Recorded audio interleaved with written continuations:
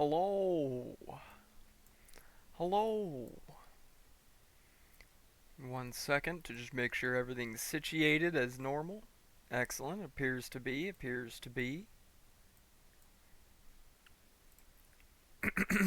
Excuse me. Jesus, of course, as soon as I start streaming is when I get a nasty little bit of phlegm in my throat. Welcome back to Project Zomboid. We're back with our boy Butch, who has been having a wonderful time. And by a wonderful time, I mean, as one might notice, only a few days have passed since the last stream. I didn't have a whole lot of time to play off camera. Of course, my heater kicks on. Oh. Already time for our union mandated smoke break. Anyways, I went through and I did as I said I would. I cleared our little road out again, as we had a few little trees growing in there. And then I pretty much just continued on what we were doing a little bit, of clearing out this roadway. And I actually managed to get into Rosewood a little bit. Didn't do any looting, just drove through, around, and back out. And a lot of zombies had congregated right here around this intersection. Excuse me. So I spent 2 days in game clearing out these guys right here. Brought that M16 that we have in storage and about 200 rounds of 5.56. Used most of that up. Went back, got some more ammo. Cleared out a few more. Put the gun and the rest of the ammo away, and then used axes to take down a whole bunch. But there is a lot more still in Rosewood.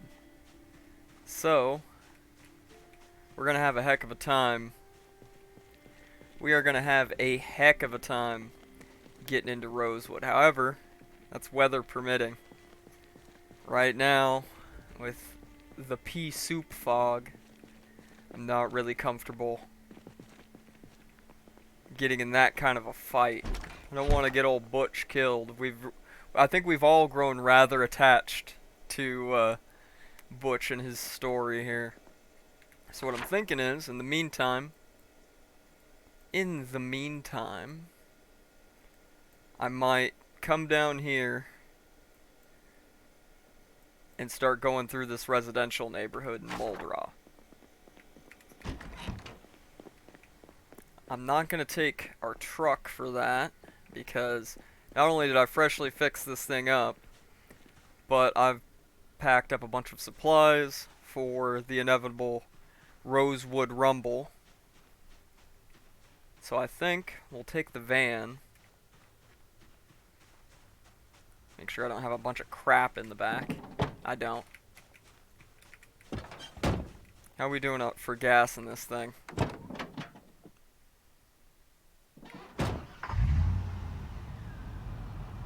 We got 3/4 of the tank of gas. That's plenty. It's plenty for what we're doing today.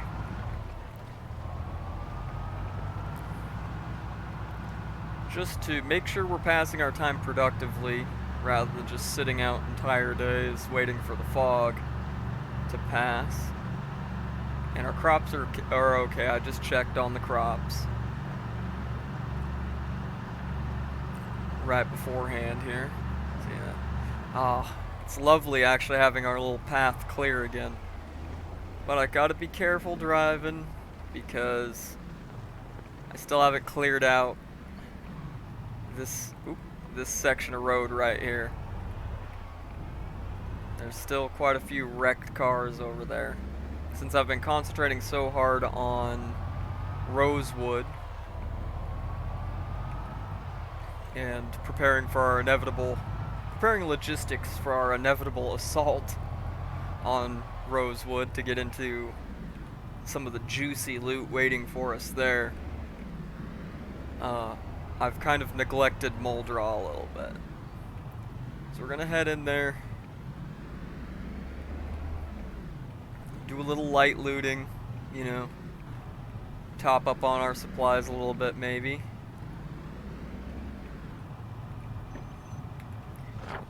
It's actually somewhat difficult to navigate in this fog, so I should go up to the next turn. I probably should have just... No, I'll go back and take that left turn. Backing up. Backing up.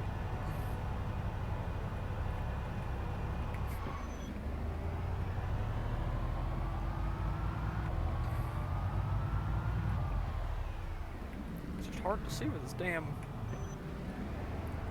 fog. And that street sign just confused me.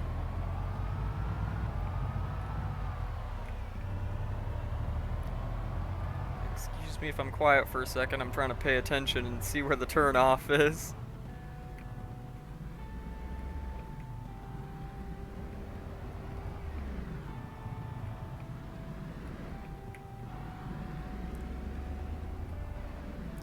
Unless I'm just blind, which is a possibility. Possibility that I'm just, yeah, I must have missed it again.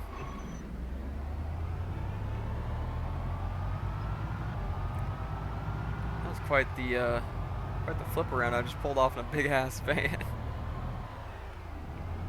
Alright.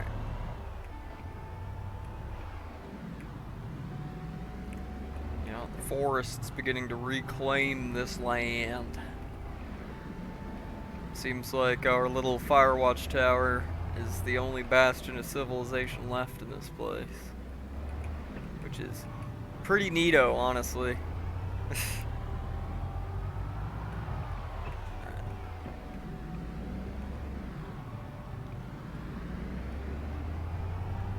There we go, there's the gas to go.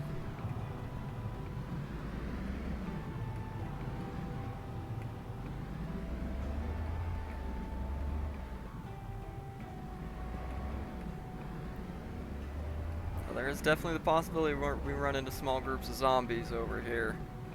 I have not, like, completely cleared out Moldra. We've just thinned them out quite a bit, right? There's hit vids. There's the police station. There's a pile up right here. And this is risky, but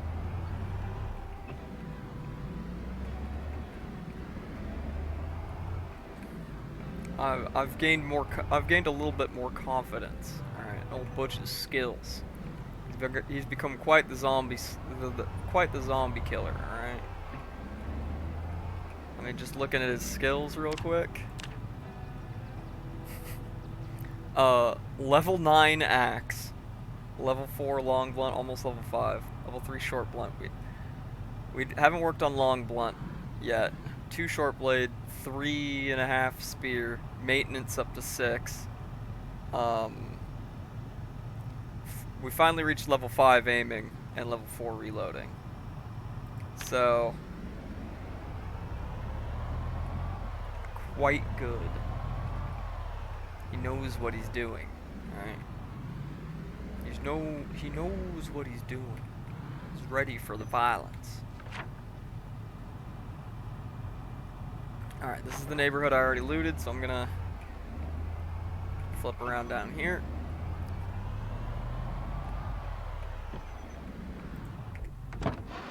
We're gonna canvas these houses. Okay, I've got a crowbar, so I'm not worried about getting into houses. And already, we're hitting pay dirt on canned food.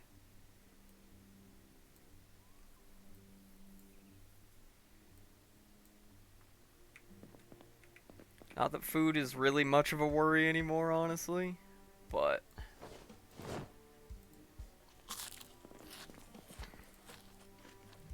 and there is a couple skill books that I keep my eyes open for, but nothing that's, you know, urgent. We've got the luxury now that we have spent enough time working on the essentials for survival that we can start kind of branching out, you know. prioritizing.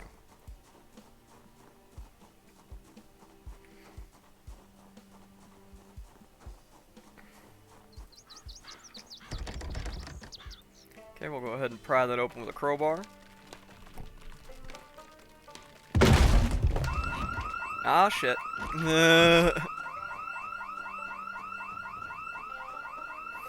Are there even any zombies in the area to be attracted to it? Let's actually just back the van out of here real quick, and then we'll find out.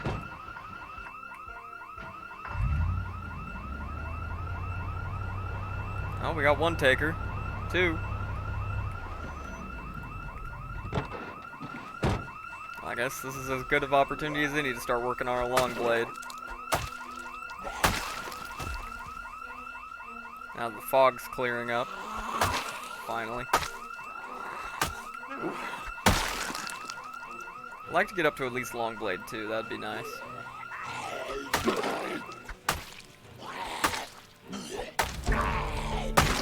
We leveled up in strength. You're not gonna see that very often. Not gonna see that very often. Fitness and strength take a long time to level up in this game. And because of how much we've been fighting in melee, strength is gonna be way quicker than fitness. To really effectively level fitness, I'm gonna have to put old Butch on like a workout routine.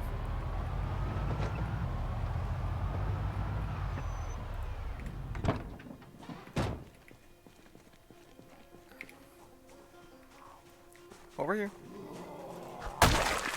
Oh, the perfect one shot there. There we go. So, I mean, this all in all, setting off that alarm actually kind of worked out in our favor. Got all the stragglers in the neighborhood together.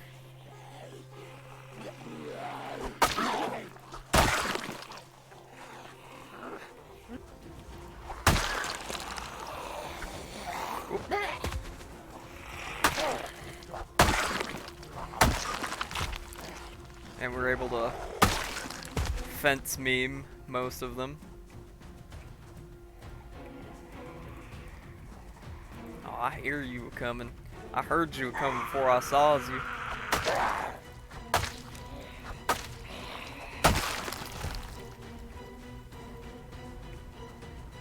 One of them had some smokes. Smokes, let's go, boys. Alright.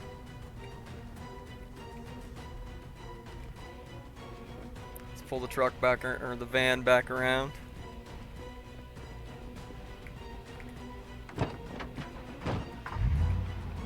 And do some dang looting. Well, try to clear out this last few stragglers, looks like. I'm gonna run down the battery in this thing too, constant with the constant starting and stopping, but come hither and perish, foul demons and beasts.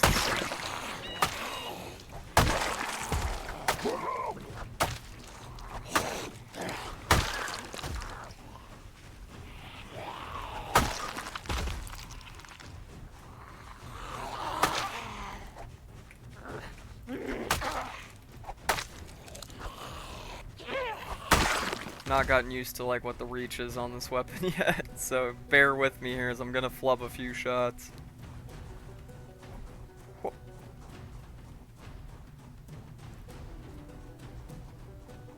Alright, so looks like we're out of interlopers for now.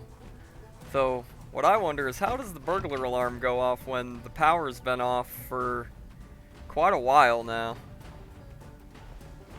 That's what I wonder.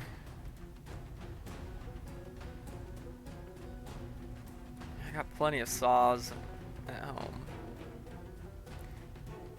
That's one of the ones I was looking out for, is fishing 5.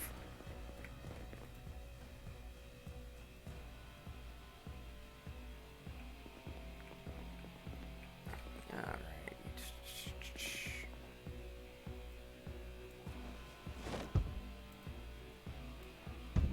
I hear a zombie.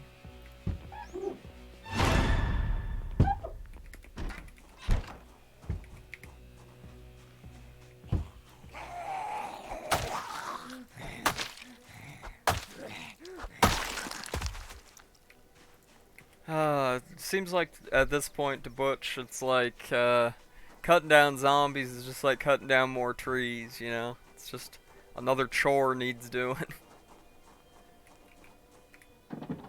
Alright. Offload our goods into the van real quick. We got plenty of room, 137 capacity in the back of this van. This thing is invaluable for loot runs. The truck is nice too, don't get me wrong, and it's got almost as much capacity. But I don't want to wear my truck out too fast, you know what I mean? Let's let it run a little bit, make sure it charges battery up a bit. There we go.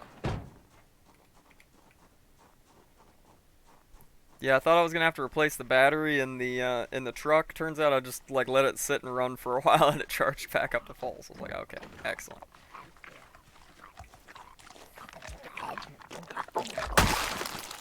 I don't know what my obsession with making sure that the truck is shut off when I get out of it is, when I'm already like just getting out to fight.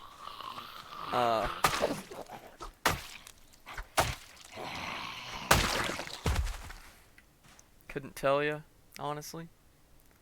Yeah, those firefighter pants are so good for winter, I should grab them. I could always use an extra pair of socks or two. And wash those up later. It seems now the bodies are attracting them. Which is fine, once again. Taking out a few zombies here and there to ensure that Moldraw gets clearer and clearer each time.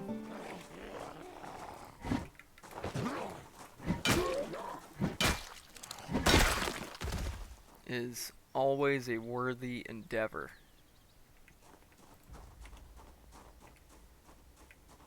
Yeah, we're already going through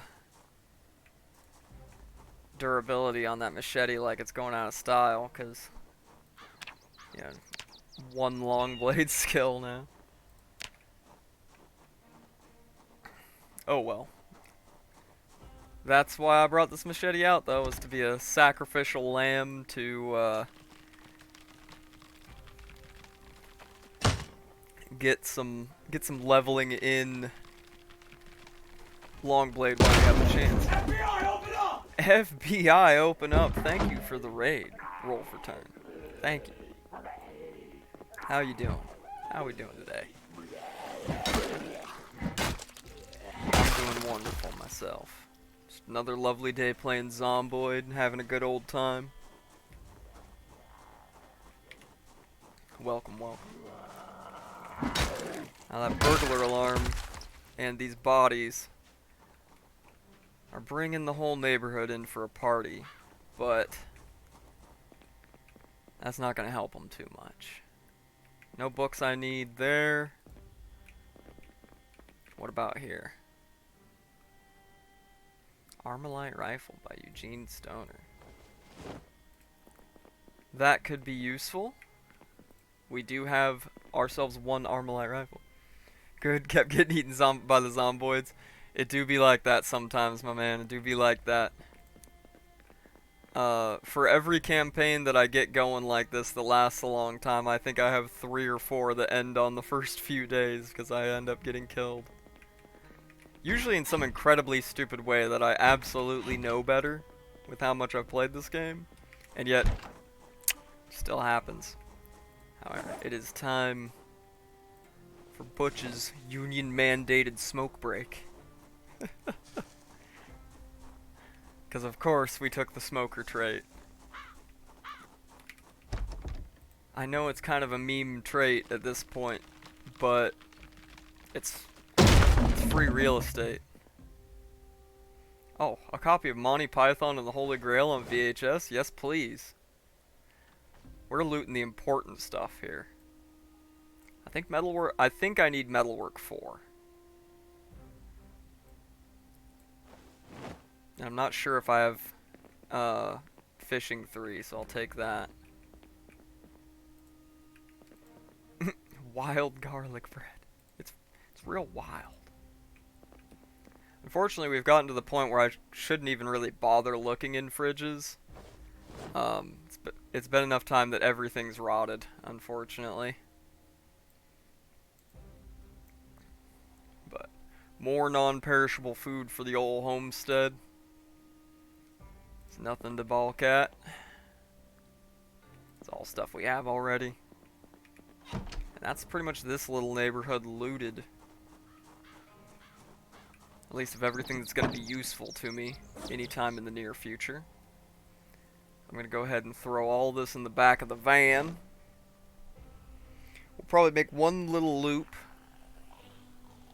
Oh. So I got to be listening even when I'm talking.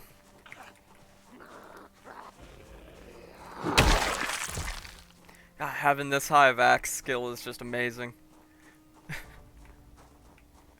For those that may not have been around a few minutes ago when I brought up the skills menu, we got old Butch here up to 9 axe skill out of 10. Where the hell are y'all coming from? Thought I cleared y'all out. I just want to put this stuff away so I can get out of here.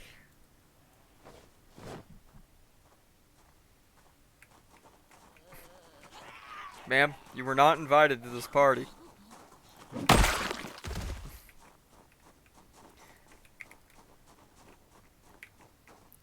Oh. But wait, there's more. But wait, there's more. Ooh, that's a lot of damage. Oh no, not the Goth GF. Not the Goth GF. No.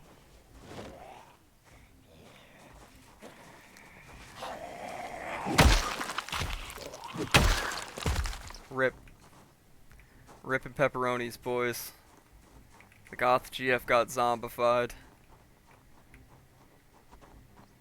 Yeah, it's the bodies are attracting them. Alright, this is when we pull. When we're getting serious is when we pull the axe out.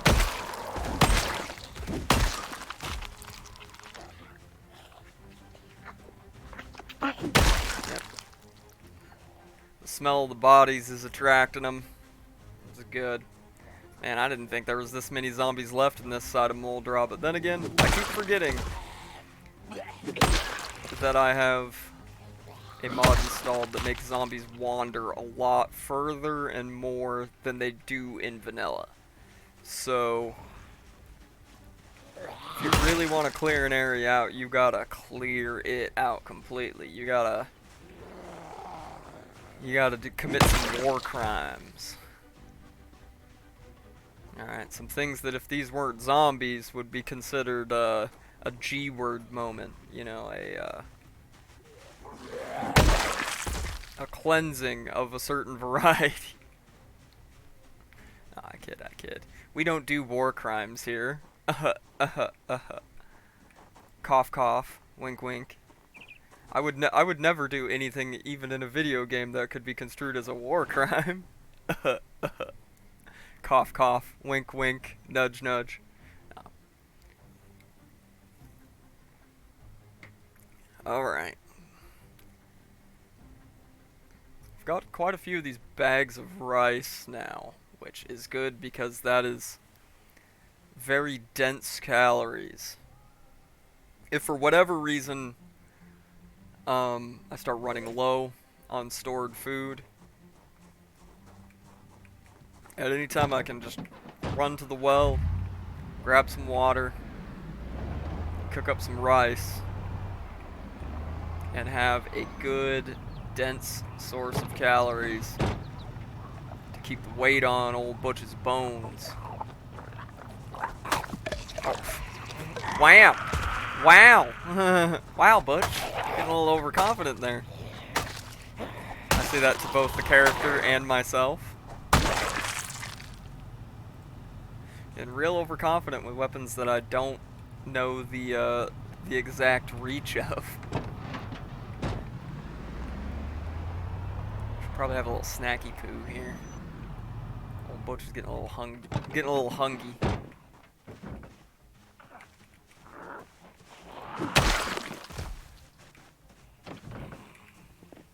Over here, please. Thank you. Out of the road. I drive down here sometimes. Thank you.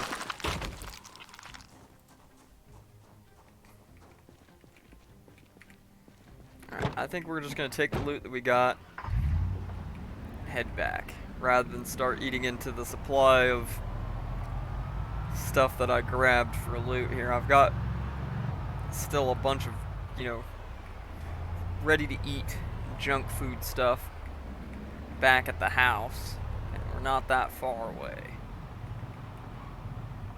I should probably tow that out of the way at some point.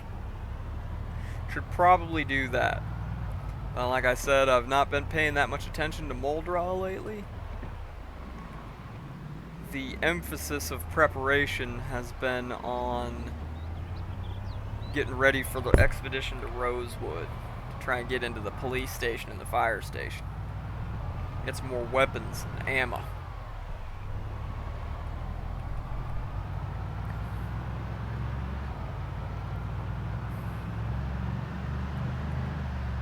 I don't want to go too fast. There is still a small pileup of wrecks up here, so I don't want to go too crazy and get ourselves, you know, flattened into a wreck there. I'll be able to see a little easier now that the fog is gone. That I spent a decent amount of time, about a whole in-game day, coming through here and cleaning up a little bit. Cleaning up this path through the woods. It appears more little saplings are already popping up again. Even though that was like an in-game day and a half ago that I came through and cut everything down, but that's fine, that's fine. It's not that big of an issue. I will just, when we're between streams, I will go through again and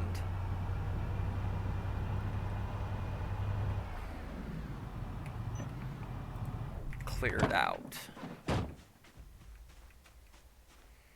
Alright. First thing, let's get all the books and book adjacent things.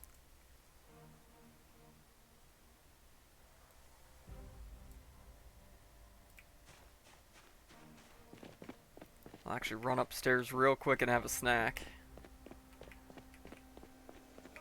since he's hungry. Because our boy is hungry. Have some peanuts. Have some peanuts and a granola bar. Don't want to take in too many calories because we're just trying to keep the weight steady right now, not gain or lose any, which can be surprisingly difficult sometimes. Alright. I already had fishing volume 3, but that's fine. That's fine.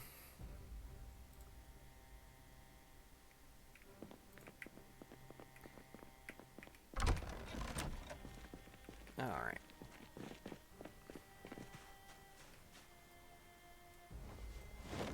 Now we'll take everything that we're gonna take out that isn't food. Put the rest of it all away.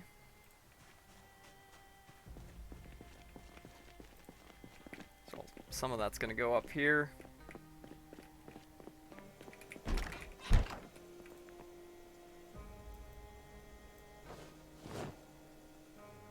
There we go. Our movie collection is getting pretty decent now.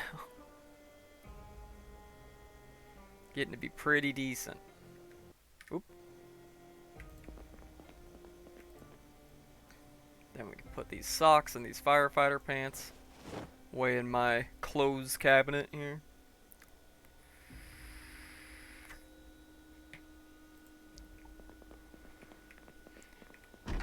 As one can see, I kind of forgot to mention, we changed the fit up a little bit. I'm not wearing the hunter's jacket anywhere. I'm wearing the Gorka jacket. I like the look. There's nothing wrong with that hunter's jacket. I just kind of wanted to change the scenery a little bit, you know, mix things up just a tad.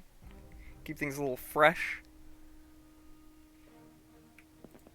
Plus, with it starting to warm up, it's gonna get hot enough real soon that we're not gonna be able to wear big protective jackets and get away with it. Now, I still got the fungus problem on these potatoes, but it says they're still flourishing,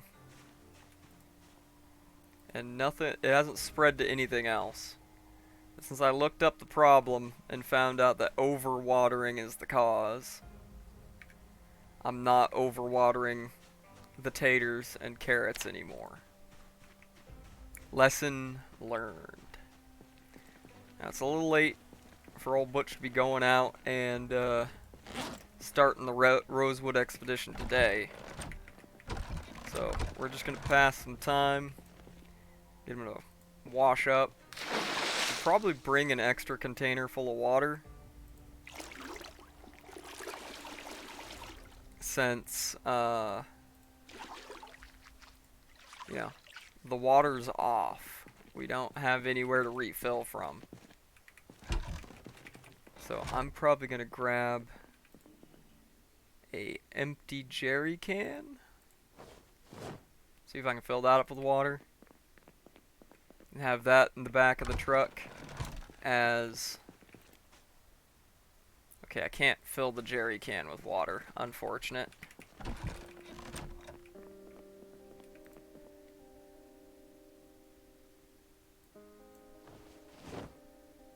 Unfortunate that I cannot fill the jerry can with water. Should have some other container that I can fill up with water. Sitting around here somewhere.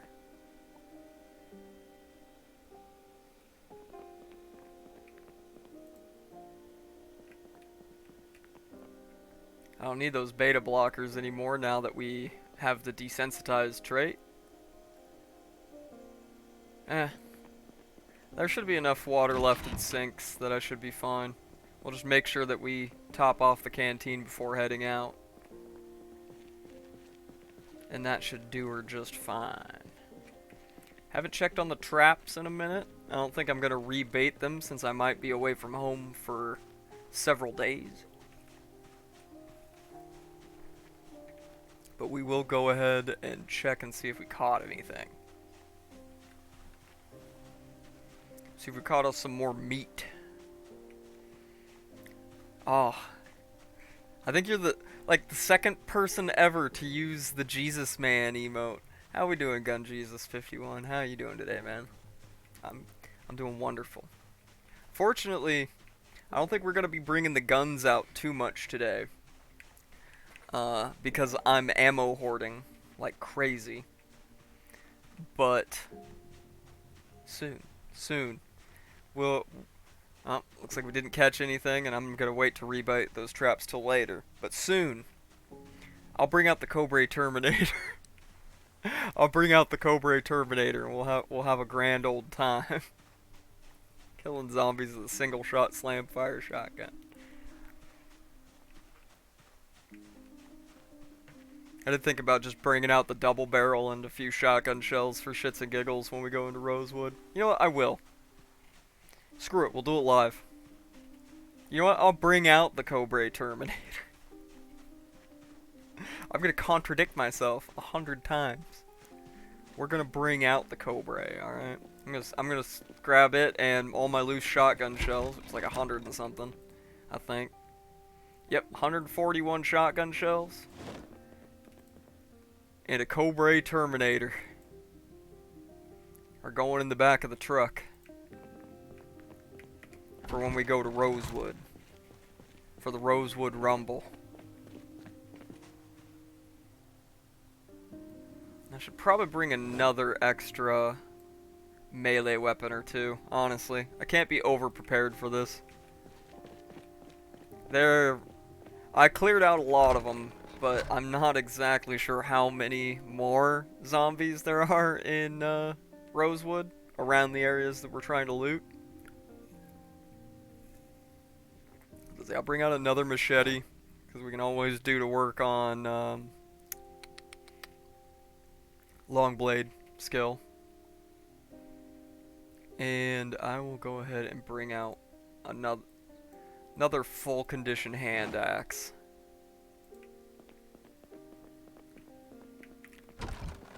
Because axes, of course, the weapons we have the highest skill in right now. And it'll probably do me better to bring out a shotgun than anything else, since we're only at aiming 5.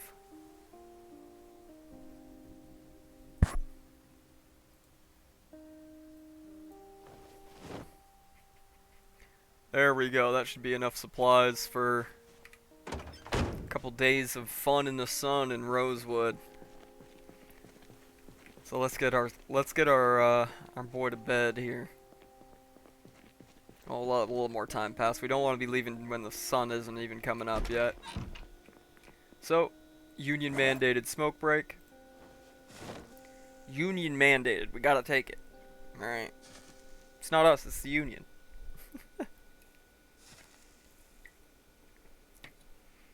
And we're gonna go ahead. Take a little sleepy poo. Still woke up at 4 in the morning. Have ourselves a whole can of sour cream and onion Pringles. And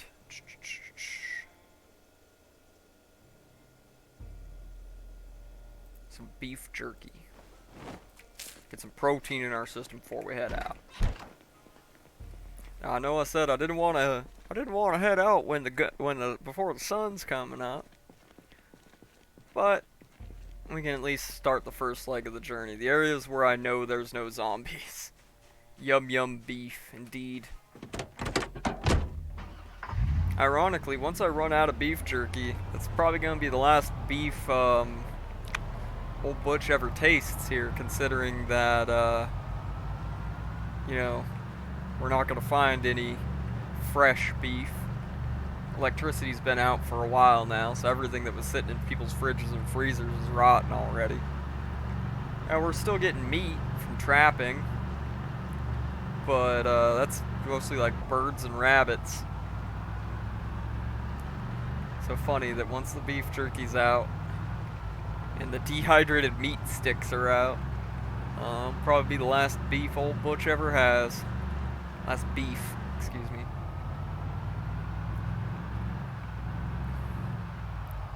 Alright. Take it slow, because I know there's a few stragglers that have most likely come out to the highway. The mod set we're running, zombies wander quite a bit more than vanilla. And so I've just been kind of whacking them as they come here. Hey, dumbass. Come here. Come here, buddy.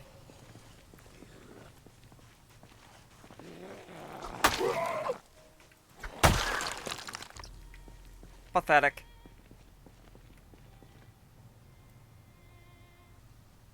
I thought I heard walking, but it was just me. It was just me.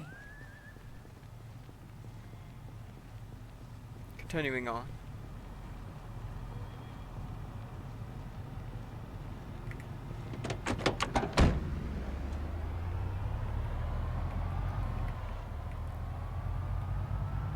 I know at least that, like, when I left Rosewood after my little scouting mission between streams there, I probably pulled quite a few of them towards the entrance to town. So it might be not to mention with the, attraction factor of all the bodies there, since we're using Don't Feed the Zombies mod, which makes zombies attracted from a certain distance to corpses to eat.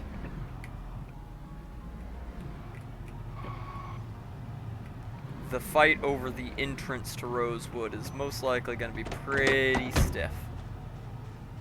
Hey, over here. Come here, buddy.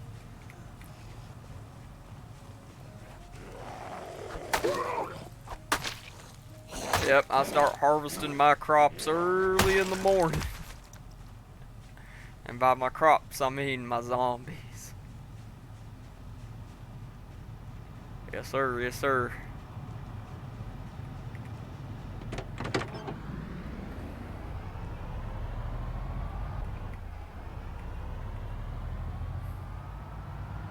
Alright.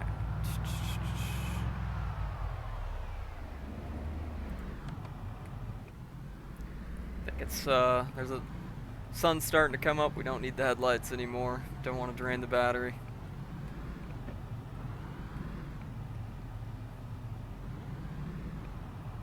Going nice and slow. Keeping eyes out on the side of the road.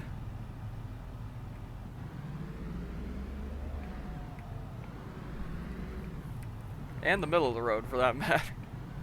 There's been a few times I'm barreling 90 down a highway and there's a single zombie just in the middle of the road that gets turned into paste and takes my windshield down to 30%, you know?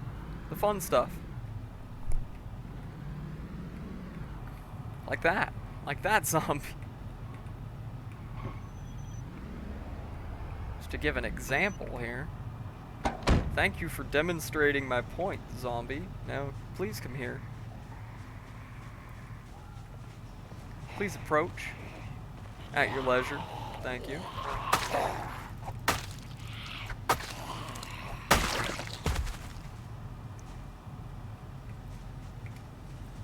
Excellent, excellent. Alright.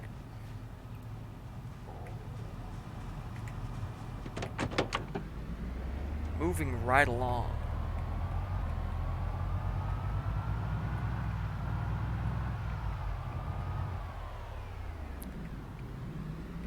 Until the patches of bodies are getting closer and closer together, which means I'm getting closer and closer to Rosewood.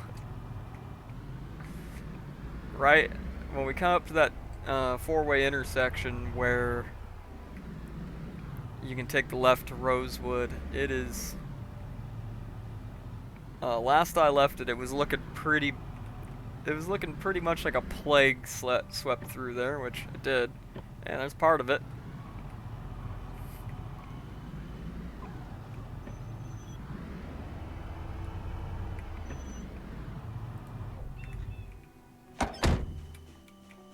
Hello, welcome to the party. I'll be your host. I saw another one down here.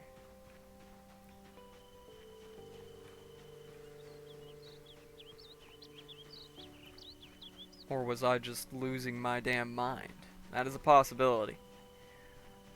You know, this, all this time alone just fighting, drive man a little wacky. Alright. Make you a little kooky. Maybe even a little goofy. Oh, yuck. Gosh. Well, listen here, Maxie. Your dad doesn't have sex. He fucks. I'm sorry for putting y'all through that. What am I talking about? Of course I'm not sorry. I do this for my own amusement. Oh, hello.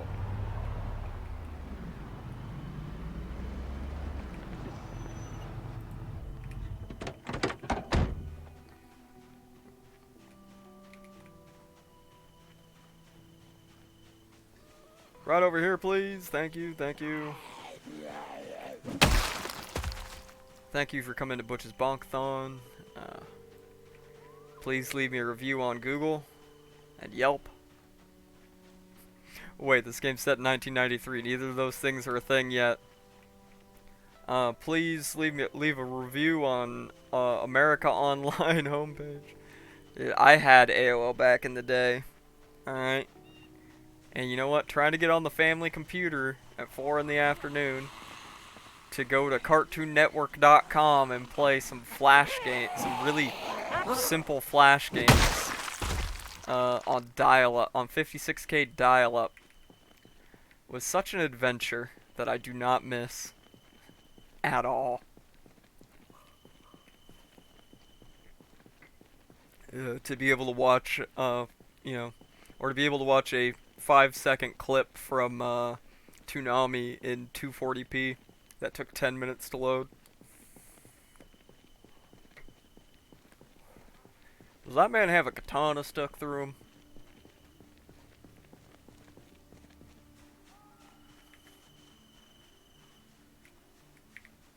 Hey, come here.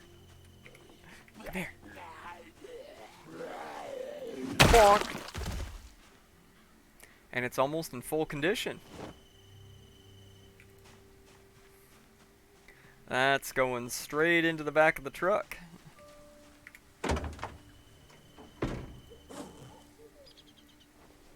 Yep, straight into the back of the truck. No questions asked there. Alright, moving along. Moving along. Rosewood, left turn. Alright, but we're not gonna take the left turn immediately. I wanna check out the abattoir I created here.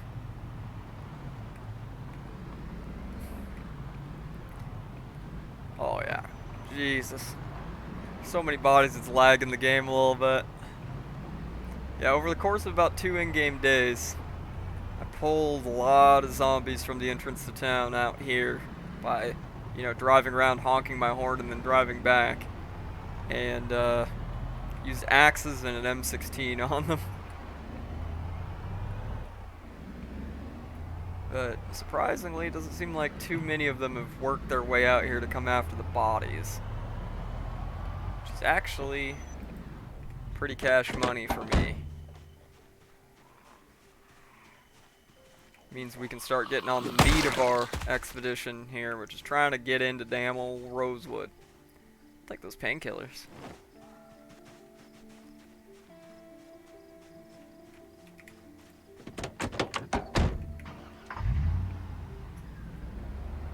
Alright.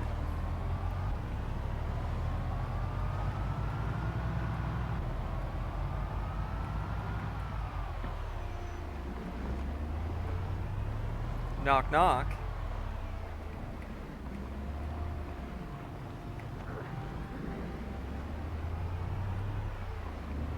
Yeah, oh yeah. We're in for an adventure now. Here I go. Again on my own. Thought I was gonna say killing again, huh? No, we don't like frickin' Reddit Rick and Morty show here, alright? Do yourself a favor, cancel your cable subscription. TV is horrible. It's rotting your brains away. I mean, there's some TV that's not that bad, but most TV these days is so shit that, I don't even have TV anymore. I have internet, that's it. I mean, I've got, like, you know, Amazon Video that I mostly use to watch movies that I want to watch. And, stuff like that. If there's something that has if there's something I really, really want to watch, usually something older, I'll find it on whatever streaming service it's on and I'll watch it. Simple as that. But cable TV, not worth it anymore, boys. Really isn't. Like, oh. Literally, the only reason I still had TV when my old man was still living with me, God rest his soul, was because he wanted to be able to watch football games. I haven't cared about football in years. So, you know, once he was gone, and, you know, I had inherited the family farm from my uncle, no reason to even have it. No reason at all for me to even have it. The hell am I gonna watch on cable TV? I would much as degenerate as stuff online can be, I would much rather watch, the occasional thing on a streaming service, but mostly just stuff on YouTube when I'm bored or whatever, than the crap that's out on cable TV that I gotta watch freaking the worst ads I've ever seen. I think the final straw for it for me was when I was still working in healthcare, doing in-home care. I worked graveyard shift. I worked the oh my god shift. It was 10 p.m. to 7:30 in the morning, or 10 to 7, excuse me. And though it very often ended up being a lot longer than that because people can't show up to work on time. And I go in one time and I turn on the TV to Cartoon Network. Now, mind you, it is about 10:30 at night when I turn the TV on. But still, alright? You bet your ass when I was a kid, in the late 90s, that I would,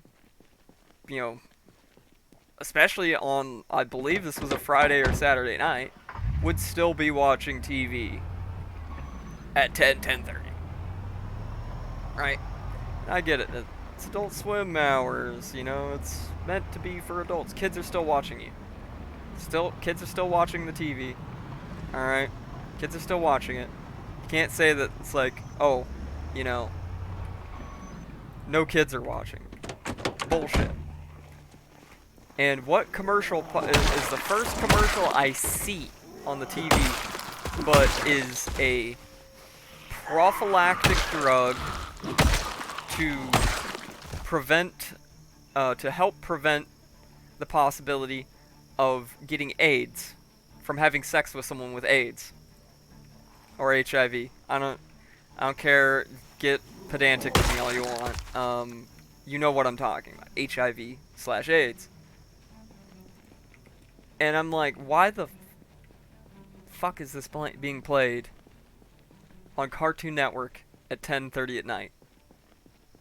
This is like, and I'm not like some moral stickler that thinks that like there should never be any of this and that and this and that and this and that on TV where kids can be exposed to it. But kids are fucking impressionable. Alright, look at how many of these kids today that are like the iPad generation, where their parents are lazy pieces of shit and just shove an iPad in front of them all day so they won't bother them. How stunted these kids are. Mentally, socially, developmentally. Stunted.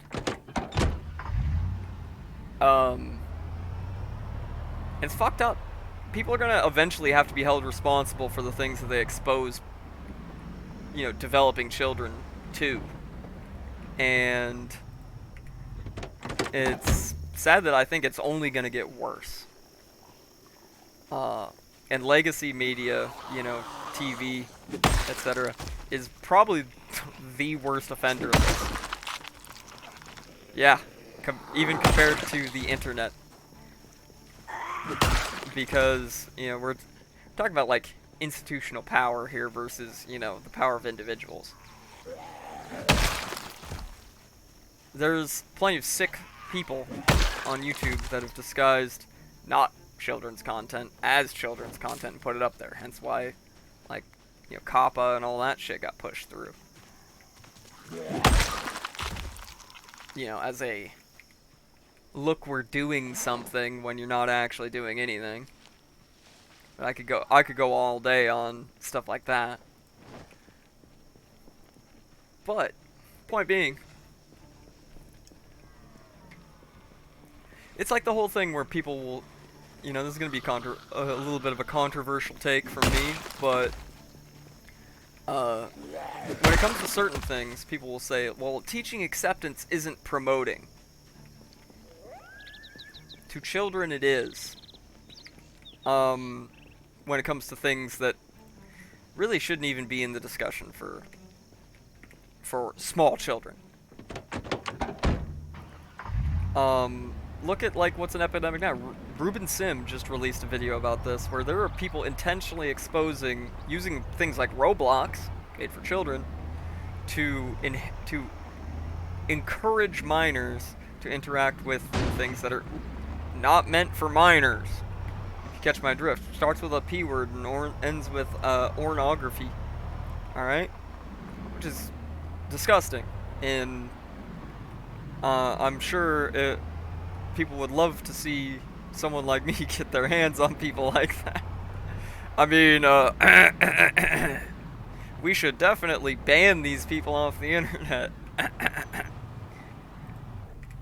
But the world is becoming a sick fucking place, man.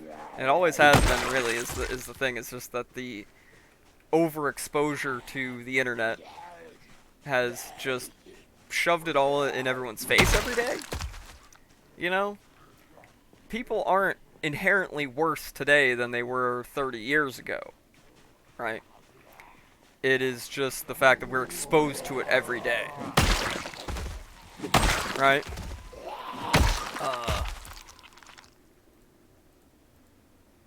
Which has kind of just had a cascading effect on the psyche of the public at large. People are far more desensitized today to violence and drugs and sex than they were 30 years ago, and that's not a good thing.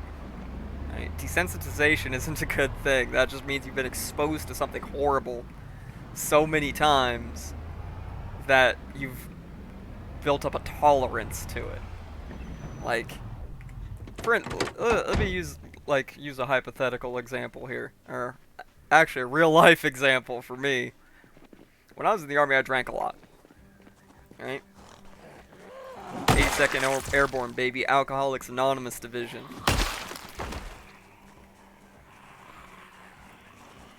But when someone says, "Yeah, man, it takes like a whole fifth of cheap whiskey to get me drunk these days," that's not something to be proud of. That's you've drank so much that you've built up such a tolerance to it that it barely affects you anymore, unless you just imbibe mass quantities of it.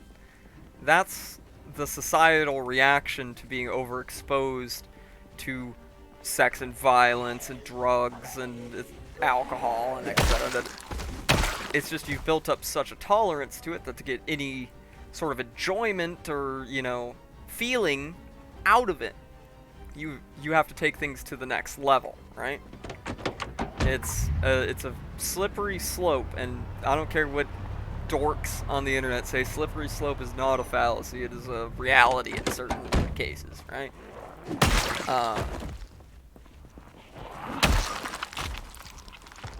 I honestly wonder what society at large is going to look like in another 30 years. Because it's probably not going to be great.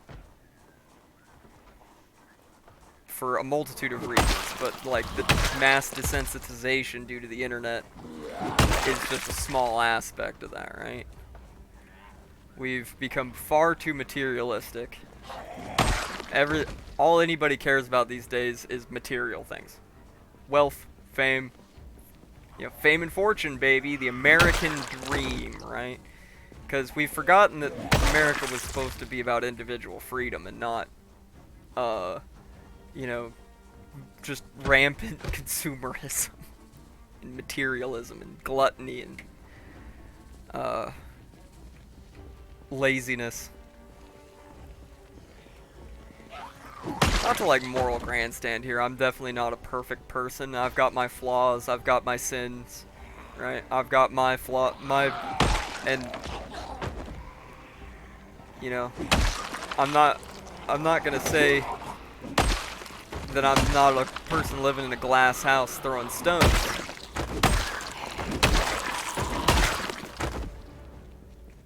Because really, these days, it's hard not to be a hypocrite. But some people will act like, oh, you can't criticize anything about modern society because you participated. Because people are stupid. And we live in a post-truth society, gentlemen, and not to go all Joker mode and, we live in a society. But you know, people don't care about the truth. People care about confirming their own biases. That is like an inherent truth. Um, I've stopped trying to convince other people of what is right because really nobody cares. Nobody really cares about what is actually like morally or socially correct. It's just I want to confirm my biases, and if you don't confirm my biases, you're the enemy, and I hate you, and you deserve death. And it's like, whoa, pump the brakes there, Super Chief. Alright? Like, I get a lot of this is just lack of social interaction. Most of that kind of shit comes from the terminally online, but I've encountered it in real life. It's like, I would say liberal boomers are like the worst example of this. The most psychotic people I've ever met in my life were liberal boomers from like inner metropolitan cities like Seattle, Portland, and California. These are the craziest people on earth. Like, cowardly, weak people for the most part. Like, these are not people who have had rough lives for the most part. These are people who were handed the world. You know, the baby boomer generation was definitely handed the world on a silver platter in many ways. I'm not saying, you know, everything in their lives was easy. Alright, my dad was a boomer. My dad, my uncles, and aunts were boomers, and they did not have an easy life. We came from poverty. Actual, like, Depression-era poverty. That did not improve much despite World War II and the economic boom that followed. However, most of the kind of people we're talking about here, people that grew up in, you know, places like West and East Coast cities in those generations, for the most part, had middle class or better upbringings. And in the best economic times the United States has ever had. But they have never gotten over their rampant idealism of the hippie years. And if you disagree with them, oh my god, you deserve death. I've had people like this, over the dumbest petty shit, spit in my face, attempt to assault me, which does not go well, because, you know, reasons that are obvious, you know, I had a 60-something-year-old guy in Seattle who was well-to-do, not like a crazy homeless guy or something, back in like 2014, attempt to fight me, over the attempt to literally assault me over the fact that I was wearing a gun company's hat when I was just trying to have a nice time in Seattle, like, on vacation, basically, on like a day trip. And I'm just like, my brother in Christ, not only was I like in my early 20s, at the early mid-20s at the time, and this dude had to be in his like mid to late 60s and was quite overweight, but, you know, I'm no slouch, right? You know, was boxing since early teenage years, kickboxing since early teenage years, have done jiu-jitsu since my early 20s. I'm just like, I don't like even try to tell this guy, like, you know, I don't want to fight you, dude, like, that's not gonna go too good. Oh, what? Afraid I'm gonna kick your ass? No, not at all, but not to mention the fact that I was, you know, packing a gun on me, because licensed concealed pistol license holder, you know? People have just gotten so stuck in their own ideology that and their tribalism, because that's what it really is tribalism.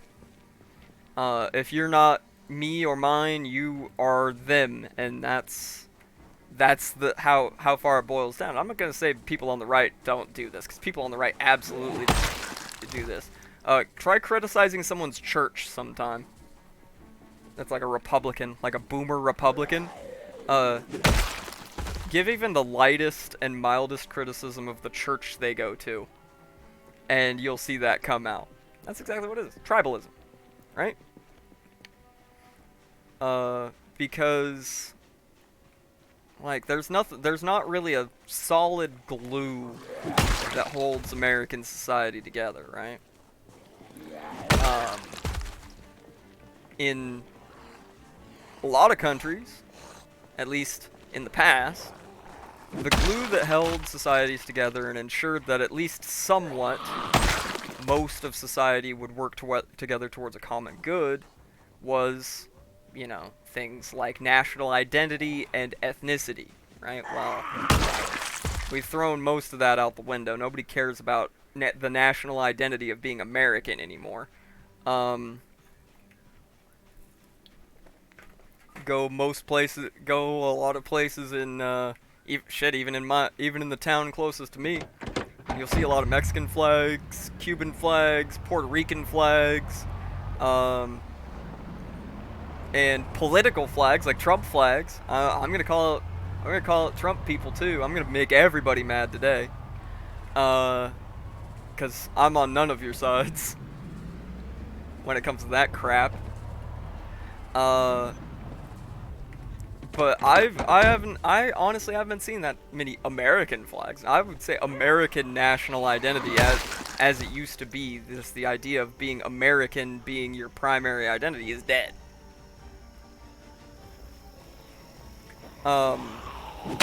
The idea of having a strong American national identity is most likely dead.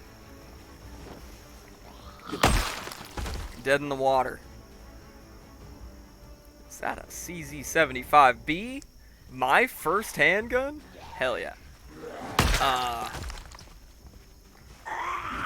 And of course, you know, America has been such a diverse place for such a long time. Obviously, we're not going to have a country based around an ethnic identity in places like the US, and really in a lot of places anyway, because for better or for worse, so much moving around and blending of peoples and cultures has happened that I'm honestly interested to see what the end result is going to be.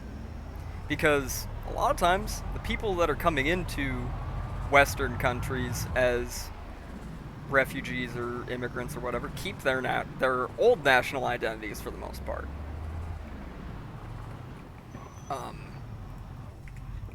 This is a common phenomenon. I'm not saying it to say that, like, oh, all people from this group don't consider themselves Mexican. Don't misconstrue anything I say, right?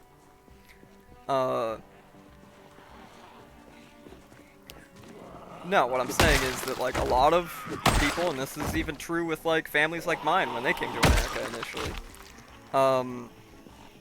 though the attitudes were different then, is, like, certain aspects of my family did not blend in well with American culture initially. Like, you know, go anywhere in the upper Midwest, and a lot of people are going to be members of organizations like Sons of Norway or something like that. But the point being, like, Plato talked about this. Plato and Aristotle talked about this 3,000, not 3,000, 2,000 plus years ago, right? Actually, no, it would be closer to 3,000, but still. Get what I'm saying. Plato and Aristotle talked about this stuff ages ago, that governments and tyrants would use people's ethnic and cultural divisions against them to create tyrannies. Which is a really interesting concept to see applied to, you know, the internet age. Once again, disclaimer, I'm not disparaging anyone's group or tribe or whatever. Personally, don't care. I'm friends with everybody that I want to be friends with. I'm cool with people that are cool to me. That's always been my attitude. If you're cool to me, I like you. We can be cool, as long as you're not a complete moron. But If you're a dick to me, I'm gonna be a dick to you right back. That's always been my attitude on it. Don't give a shit otherwise.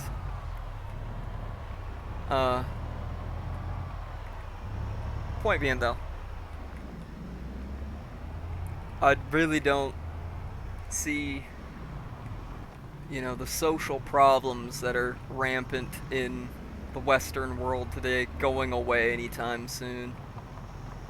And especially with how just insanely corrupt everything has become. Everyone is so self-serving, and especially these large organizations and media and corporations and all that are so self-serving rather than serving the interest of any sort of greater good other than the bottom line. That it really does not bode well, man. It really does not. And I don't want to like get everybody depressed by just going on about like societal issues. I'm just kind of verbal and mental diarrheaing while we go about smacking hundreds of zombies around.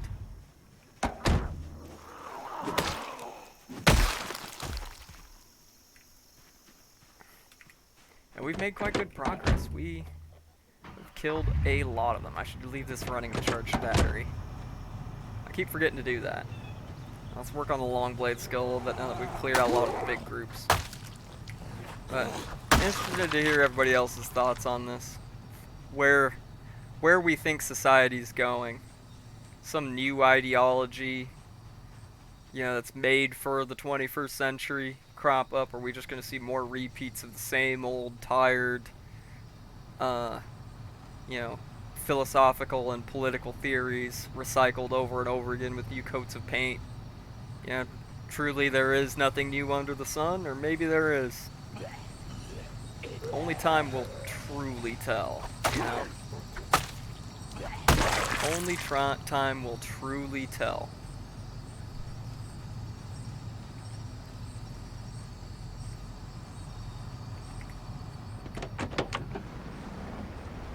It's an interesting thing to ponder on. Man, especially like lately, I've been watching a lot of documentaries on YouTube when I'm trying to go to sleep. And I was pondering something the other day, and I was like, what about social media and like being a quote-unquote influencer or whatever attracts bad people so often, right? Like, you see so many stories and examples of social media people, Instagrammers, TikTokers, YouTubers, etc., all of the above, that just turn out to be god-awful people. And I would definitely say that certain things about being, like, online that much and investing that much time into developing a following online definitely can have mental ill effects on a person. But it just seems to me that, like, there's something about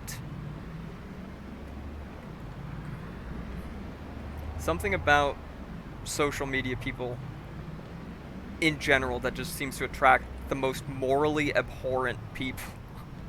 Like, the most manipulative people, the most greedy people, the most sociopathic people, definitely, well, I guess would probably be a word I would use for some. I'm not gonna nail it, like, really go into, like, specific examples, of course. Jesus Christ, die already. But there's been some real sick bastards of both male and female variety that have gained quite a lot of fame, money, and notoriety via social media. And I would definitely say that part of it is probably the whole, absolute power corrupts absolutely shtick, even though I don't like that saying because it's not necessarily true in the exact way that it's said. But that's a take for another day.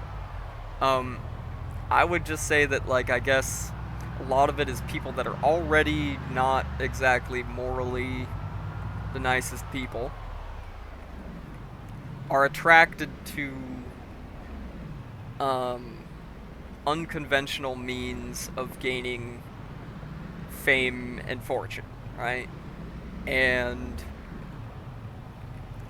a lot of times when it comes to things like social media, you know, being manipulative, being little little psycho, little sociopathic, can be an advantage, you know.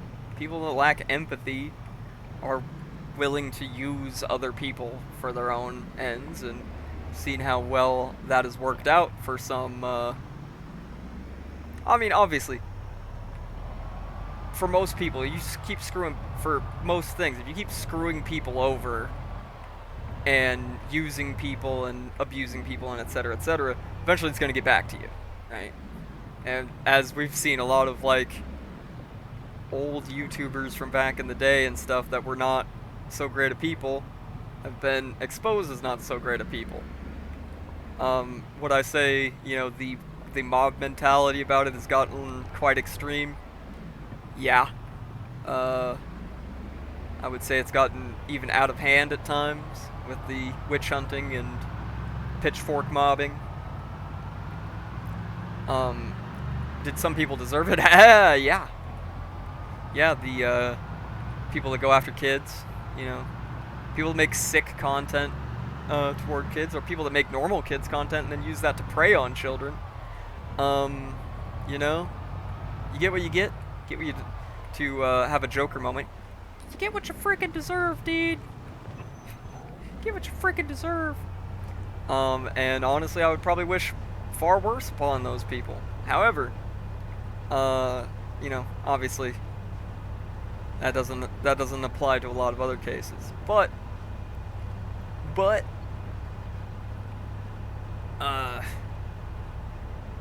it just seems to me that like there's a deep attraction between quote unquote influencers, is just the term I'm going to use, and being not a great person.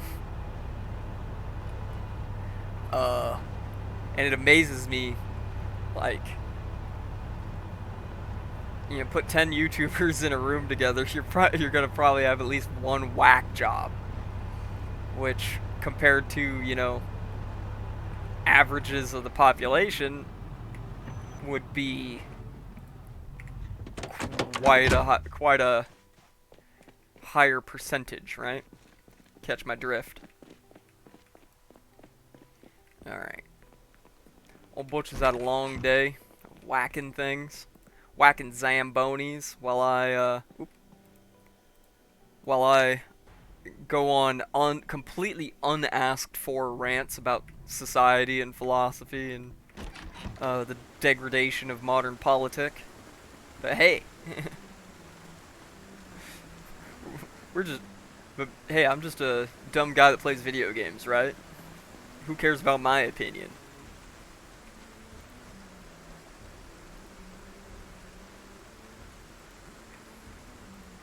And the rain is not gonna do good for those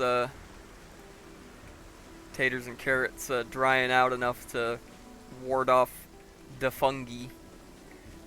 The fungi? Yeah, they still got the fungus among us. What's your fun fact for the day? Oh wait, I think I said this. I think I said last time how to say "among us" in Arabic. Didn't I? Well, for anyone who didn't catch the last time I said it on stream, I don't remember when, honestly. Among us in Arabic is bainana. There's your fun fact for the day. Alright. Gonna immediately start heading back out, but we'll stop in a minute here for old Butch grabbing a snack out the back and union mandated smoke break, of course, for the morning. Morning union mandated smoke break from the mass zombie slaughter. I don't mean to get too heavy with the topics today, guys. To me, it's just light conversation. Might be a little heavy for some, so sorry if it's a bit heavy for you. But otherwise, you know, if you want to come in here and say, I'm offended by the things you said. Okay, good for you. Sounds like a you problem, not a me problem. I kid. You know, I don't go out of my way to attempt to offend people, but no matter what you say these days, unless you're just the most vanilla, boring person on the face of the planet that never talks about anything, you're going to offend people. Simple as that. You can't ever get everyone to like you. And I know that's like sometimes it's a hard thing to accept. There's definitely been times where I wanted someone to agree with me and like me, and they just don't. That's fine. That's life. Human beings are individuals. We get to disagree. And sometimes people's personalities are just gonna clash. I've definitely just met people that it's like, I just don't like that guy. No particular reason for it. It's just our personalities clash in some undiscernible way, and we just don't like each other. Simple as that. Don't gotta be friends with everybody. I'm fine not being friends with everybody. No. Needless to say, I get along with... Shit, I grabbed the wrong vehicle. That's fine.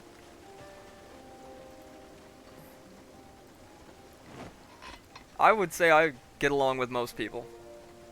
I'm a pretty easy person to get along with. I make friends easily. And, you know, I would honestly say I don't agree with a lot of my friends on a lot of things. You know? I'm definitely an outlier on a lot of opinions on things. But doesn't mean you can't be friends with somebody. You don't have to fall to that base political tribalism, you know, where like, I wear a green shirt, you wear a blue shirt, we must hate each other. People have been using that to divide people since since before Roman times, really, but I would say it was especially prevalent during Roman times, you know.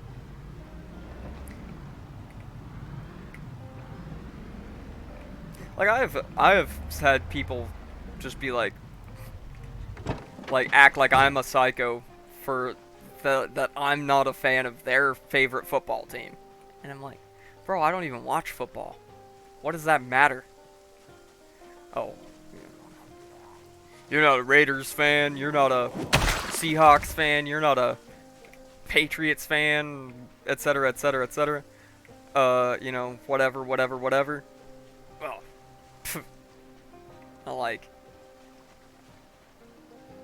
how boring is the rest of your life that your whole identity is around a certain football team? Don't get me wrong, I like sports. I like playing sports. I like playing football with the boys. I like playing I love playing baseball. I hate watching it. My joke opinion on that is that baseball stopped being interesting to watch when they cracked down on steroids in baseball. But really, it's just I don't have 4 hours to sit and watch a baseball game. You know, I could be occupying my time with more productive things usually. Like, you know, playing video games to entertain you people, you know? What do you mean, you people? No, I'm kidding. This is just the day of Tears Nuclear Takes, where I just burn every bridge possible. No, I'm kidding. I would say most everything I've said today is pretty lukewarm. I think anyone with a functioning set of eyes can see that we definitely got some problems moving forward. as human civilization just in general. But, you know, there's always problems. Nothing's ever perfect, and we all have things to overcome. Oh, Jesus. No, I do not want the LCP-380. God, no. Well, good thing I didn't unload all that food, because, considering I grabbed the wrong vehicle when we came out in the morning there. Another tier smooth brain moment, but it does mean, though, that I don't have any extra weapons, including the shotgun. So, if we start getting down on our durability too much, I'm going to boogie out and go and get the truck.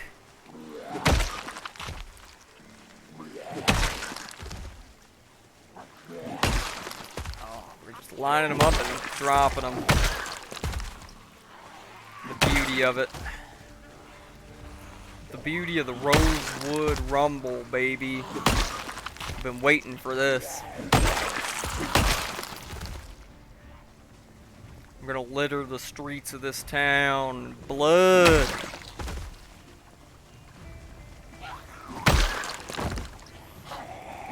Come on, you zombified bastards. Ain't one of you that can kill me.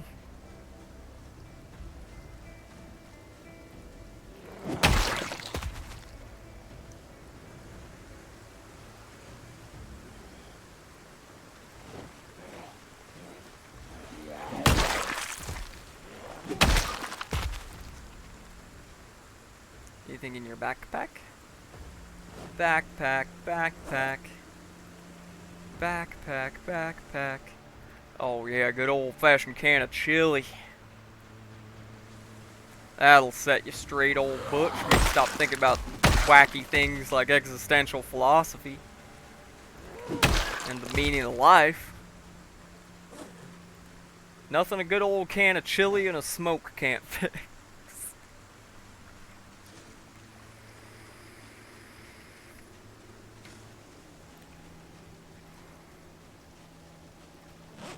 Ah, excellent.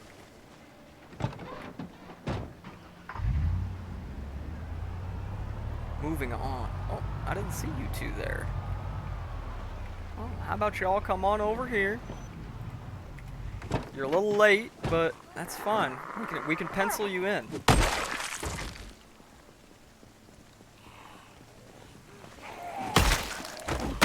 Now, I mean, Rosewood is definitely small, so the total zombies is definitely going to be, at least within Rosewood itself, is going to be less than Muldraugh. The prison, on the other hand, is going to be Bad News Bears. That's what the prison's going to be. The prison is going to be Bad News Bears. The prison is going to be hell on earth to tackle as a solo. Alright, old Butch is alone out here. He doesn't have friends with that to help him shoot zombies. He's the only one alive out here. At least as far as he knows. So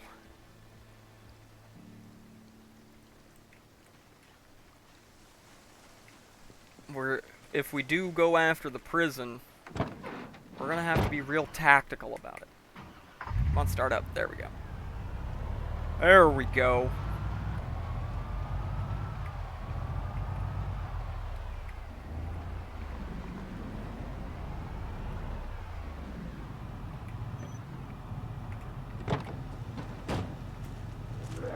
Right this way, thank you.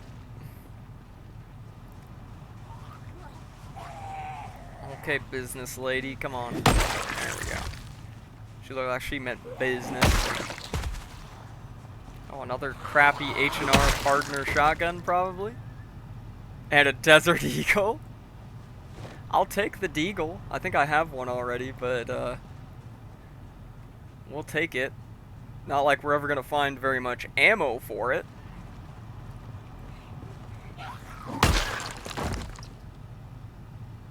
Yeah, you got some rounds in that shotgun there, pard.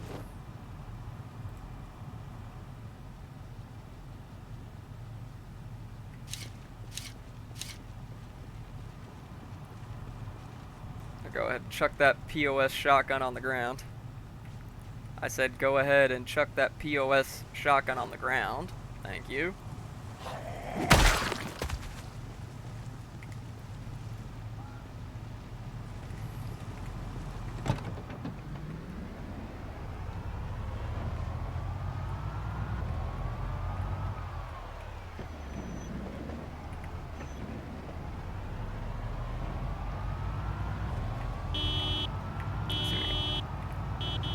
Pull them all out here a little bit more. Get them to group up and come after me.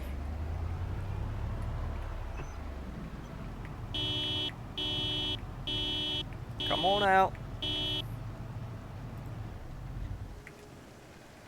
I still got plenty of durability on this axe. Come on. Oh, the weather could be a little better. That'd be nice. Frickin'. Hey, it's the 4th of July. Brought to you courtesy of the red, white, and blue. Hey, Uncle Sam put your name at the top of his list, and the Statue of Liberty started shaking her fist. Man, nothing will top the hindsight cringe of early to mid 2000s ultra patriotism. Looking back, and mind you, I was 11 when that shit started with, you know, 9/11. But you can bet your ass back then, if you said anything bad about America, that you'd have a fucking pitchfork mob after you. Truly was the cancel culture of its day. Ho ho ho ho. Nah, I kid. But I would say things have gone a far different way, and in some ways better, some ways far worse. But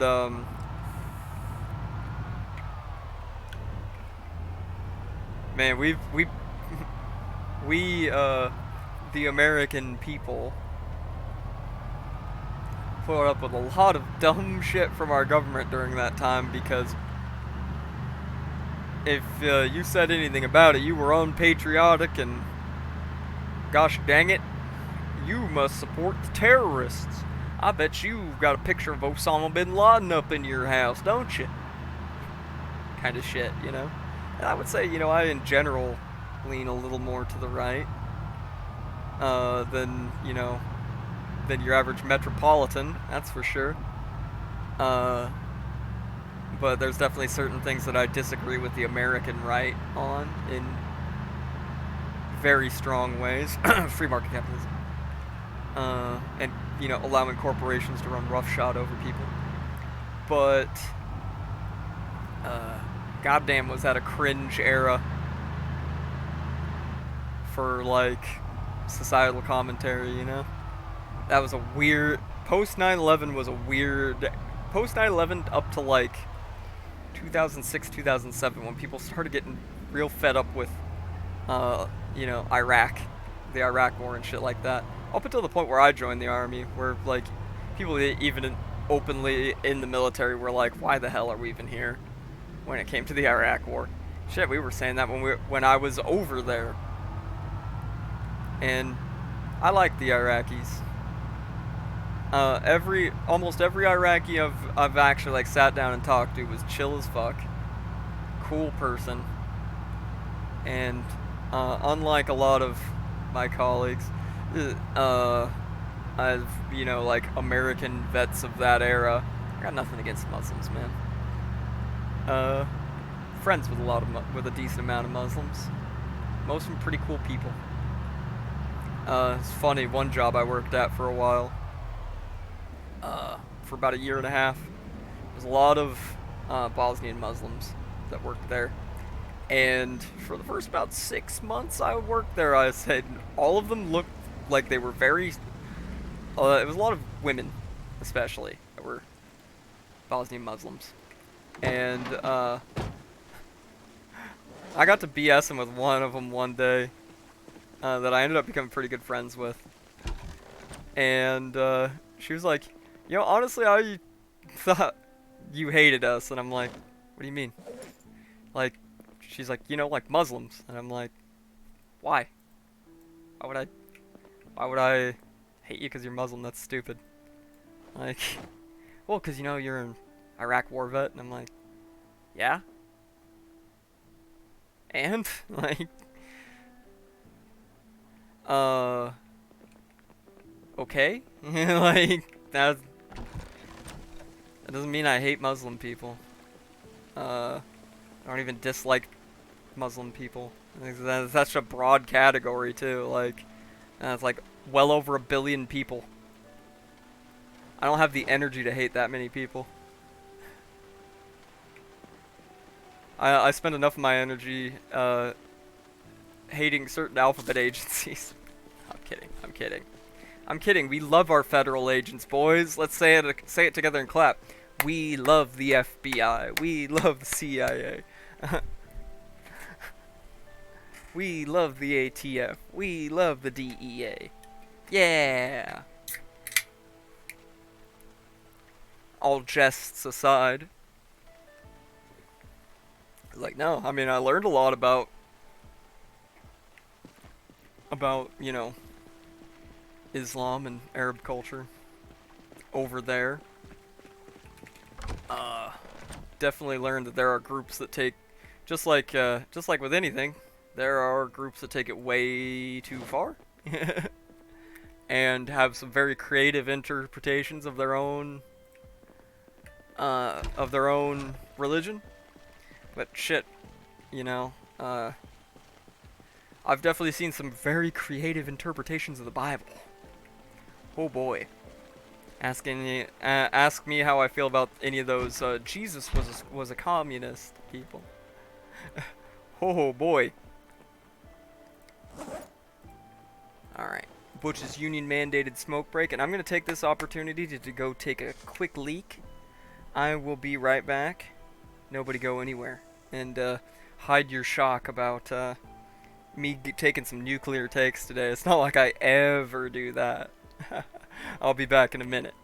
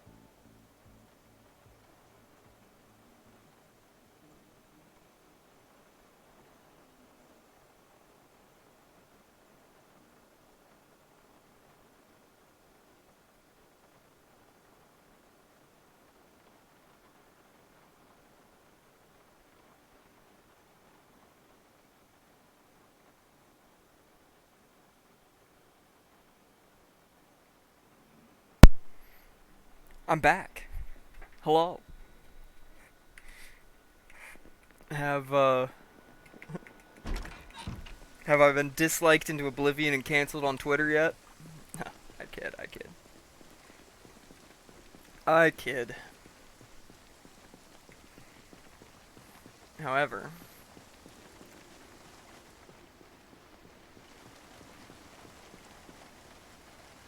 we are going to take the correct vehicle this time. Actually, let's grab another snack from our snack box upstairs before we head out, since we burned a lot of calories. And we're going to continue to burn a lot of calories. So, we're going to eat a good high-calorie meal, aka an entire Jumbo Hershey's bar. Try it. Jesus, we're still says we're losing weight. Oh. When we get back, we'll probably take another snack here. Oh, we'll grab the truck that actually has all my supplies meant for this expedition in it. And we'll get back to business. The business of cleaning the streets of Rosewood from all the degenerates, hippies, and freaks. No, I'm kidding. From the zombies. All the degenerates, hippies, and freaks are dead. They've all turned into zombies.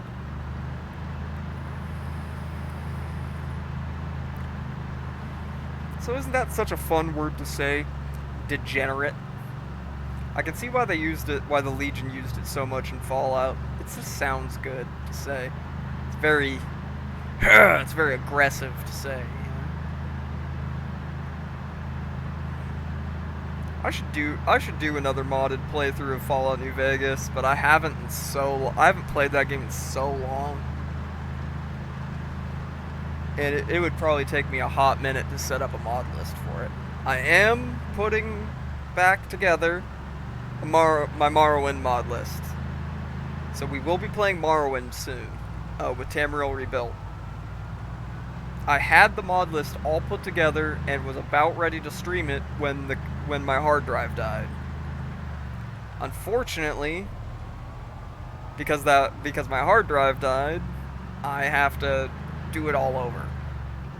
And setting it all up with Mod Organizer and all that it's a pain in the ass as much as it is just a time-consuming process. So that will be coming sometime in the near-ish future.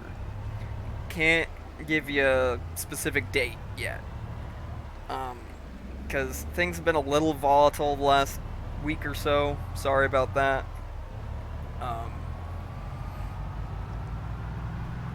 Family stuff and preparing for the holidays and yada yada and work. I'm only working a couple days a week. Surprising how much random crap needs to be done around the house and stuff that takes up time, to the point where I don't have time to stream certain days that I want to. But it is what it is. I was gonna do War Thunder Wednesday this week, but that might have to be War Thunder Thursday or Friday, because I wanted to get another episode of Zomboid out. Y'all love it. Y'all been loving it. I've been loving doing it. I'm having a lot of fun with this playthrough still, which oftentimes with Zomboid I get to the point where I've got, like, where I'm at now, where I've got a decent amount of supplies built up, if I got a good base, I've got food for the near foreseeable future, etc., etc., and the game just kind of fizzles out for me at that point. I end up starting a new game, or playing something else for a while and then coming back to it and starting a new game. Making sure I've always got, like, a goal, or like something that I'm working towards, has really been keeping this going and really giving me motivation to, like, keep it going. And I really want to get through at least a full year in-game time with this playthrough. At least like one full winter into the next spring, right? I think is like minimum of how long I want this playthrough to go. But I've gotten a rather attached to old Butch here, and I know a lot of those of you viewing have as well. I read the YouTube comments. I respond to most of them. And I'm glad other people feel the same way I do about this playthrough, that it should continue. And so I'm doing my best to make sure that we always have, like, goals to move forward to, things to do, so that it doesn't fizzle out into just tedium, right? Because having problems to solve is kind of the crux of a lot of these kind of games, right? That's why RimWorld is so engaging. It's because you constantly got some problem you're working towards solving, right? That's why I love RimWorld so much. I should do another RimWorld playthrough one of these days. That's another one I need to go through and re-curate my mod list so that it works and doesn't lag like crazy or anything like that. I just haven't fired it up in a while, so God knows how outdated half the mods I had installed are now.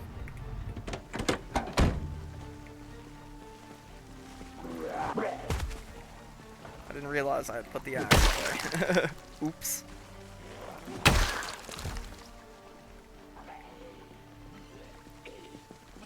Oh, hey. Didn't see you there. Oh, you're finally awake. I've heard them say we've crossed the border into Skyrim. Let me guess. Somebody stole your sweet roll. Started this thing at work of just talking like Skyrim guards to each other, and it has been the dumbest but funniest thing to just walk up to one of your coworkers and say random, guard lines or random NPC lines from fucking Skyrim. Well met, kinsman.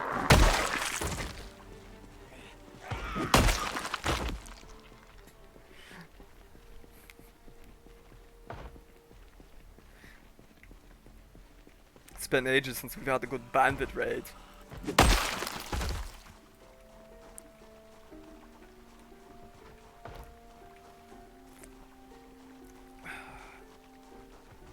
Fuck it, I don't know, I get a little silly. Alright, I'm a goofy little guy, alright? They call me El Goblino. I started saying that as a meme like 3 or 4 years ago, and it's just become a running joke now. Well, it started as a play on the whole thing of like, yeah, my Mexican coworker gave me a cool Spanish nickname, El Pendejo. Sounds badass, doesn't it? That kind of meme. But I don't know, it's just evolved since then. And I so often focus and shift into goblin mode that it just fits. So, me llamo El Goblino.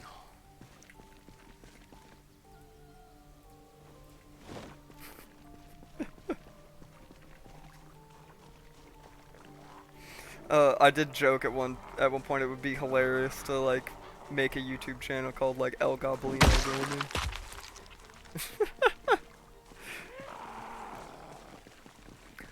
It's my alter ego.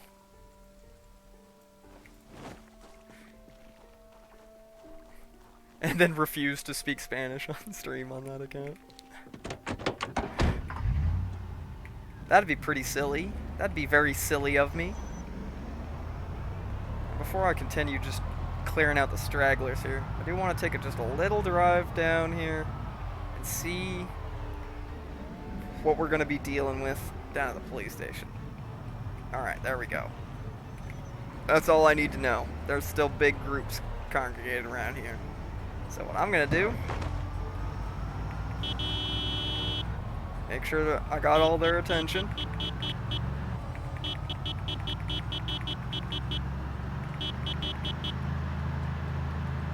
Make sure everybody's on the conga line here. Oop. Ow. Ouchies.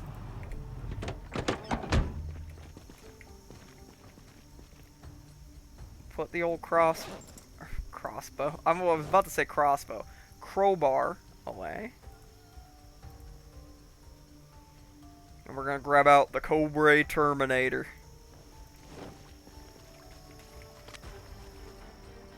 It's time, boys. They've unleashed El Goblino.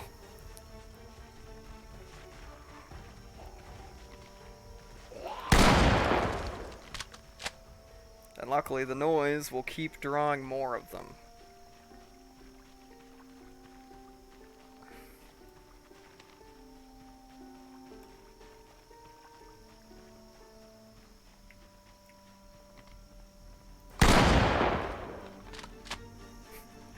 reloads it so fast too. This is some John Wick shit with a single shot shotgun.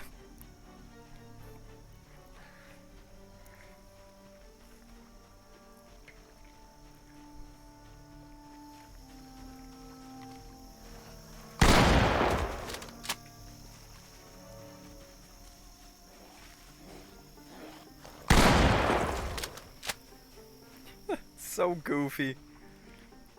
I could have brought out, you know, like the Benelli M3 Super 90 or something like that. You know, an actually good shotgun. What do I do instead?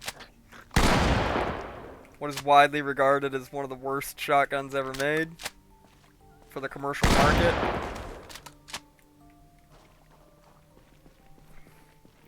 But boy, is it fun! And a lot more reliable than the real thing.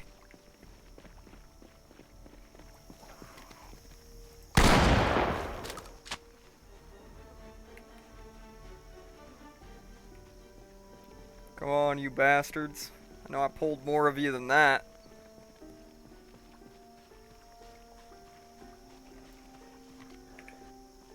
Come on, over this way.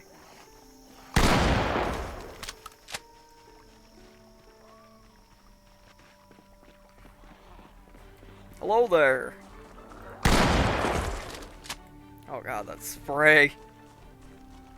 Oof. Yeah, that do be what 12 gauge at close range. Flubbed it. Looks like. Good god. Oh, the humanity. I get him. I get him way up close like that and just playing a little Pop Goes the Weasel, you know.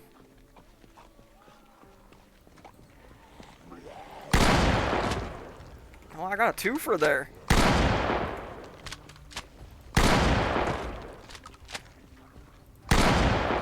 Trying to get more twofers now.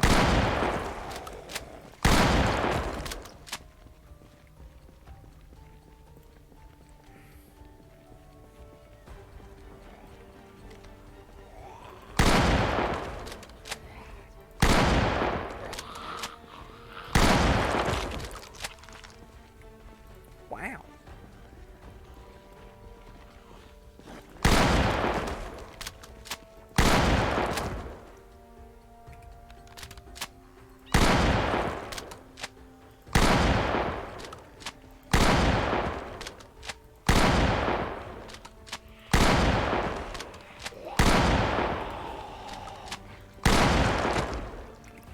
Getting a little foolhardy here.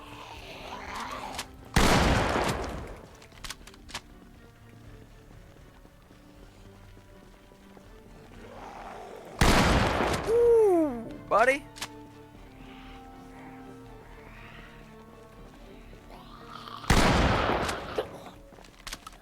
How did you miss that point blank range shot? Aiming in Zomboid with guns is a little strange. Some shots that you should definitely make, you don't, and then some shots that you should definitely not make, you do. It mostly plays against you, not for you.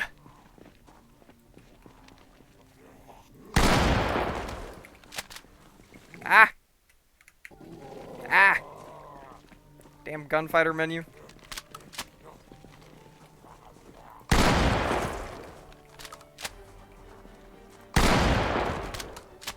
There we go. The slaughter.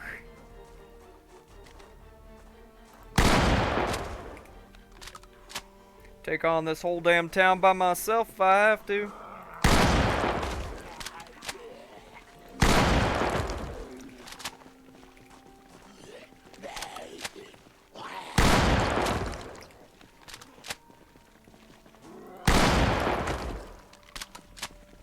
Starting to get tired though. Soon, it'll be time for us to retreat, get to a safe place to sleep, eat some food, and continue later.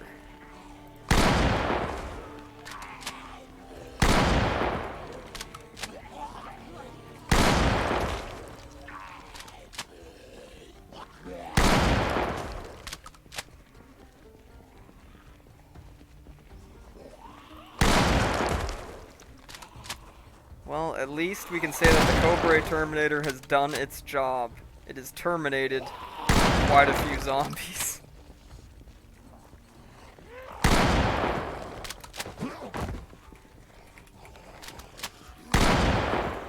Bruh.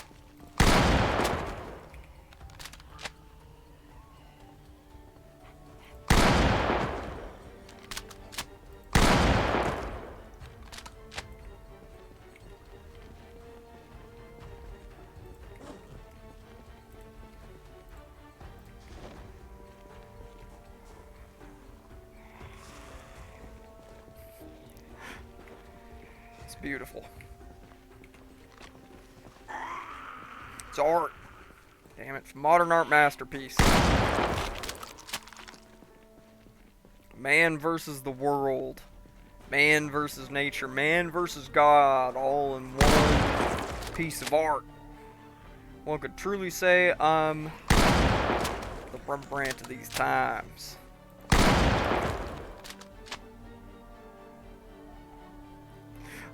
I know nothing about art history, I'm just being a shitter. I'm an amateur historian. I am not even an amateur at art history. Has a whole other can of worms that I don't even want to attempt to open, man.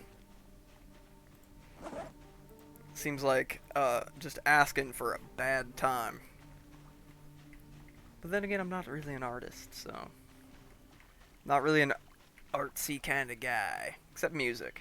But that's everybody in my family.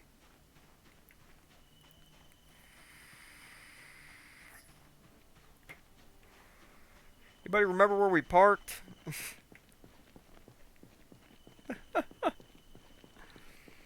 Anybody remember where we parked? I think it was up here somewhere. No?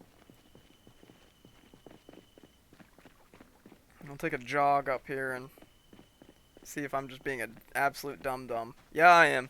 We did park up here. Alright.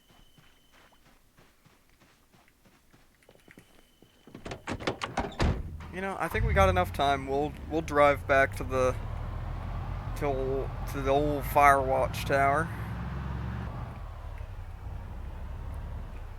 Have ourselves a decent meal of Pringles and zebra cakes or something like that. And call that a good day of zombie killing. Jeez, yeah. 95 degrees in this car. Whew, no wonder he's sweating. Yeah, our boy's getting real tired. I thought by this point I might have been able to secure a safe house in Rosewood, but really I just have kicked the hornet's nest and I don't feel secure sleeping down there. It's not so far of a drive that it's unrealistic for me to go back and forth. Alright? For some reason I kind of thought that Rosewood was a little farther of a drive than it actually is. Now if we were living like in the middle of Muldraugh, that'd be another story. Then it would probably be a little far to just go back and forth in the same day. But as we are living out in the woods there, just outside of Muldraugh, it ain't no biggie, right? It ain't that big of a deal.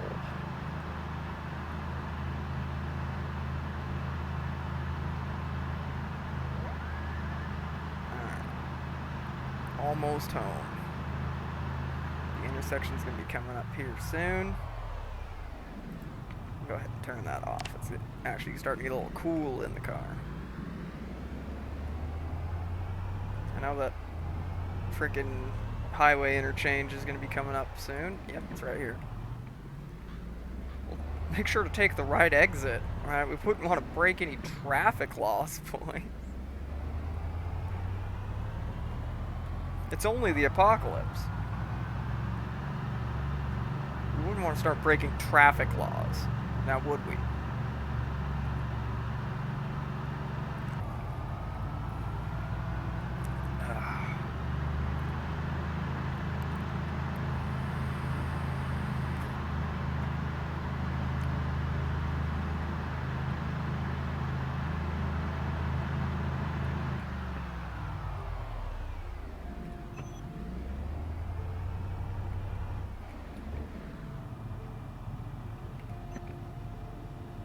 run for a little bit. Make sure that the battery's at least got a decent charge on it.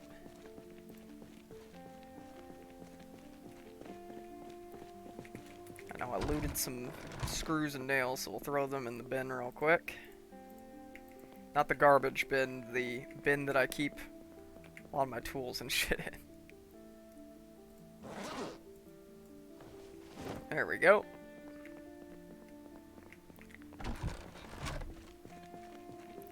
And if it wasn't so late, I would probably actually try and make a proper meal, but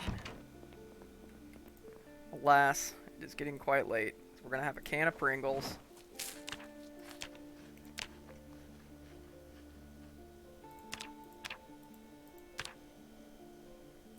And we're gonna have an entire bar of white chocolate. It's like 800 calories. That should steady things out, shouldn't it? No? Okay, we're not full to bursting, so we can eat a little more.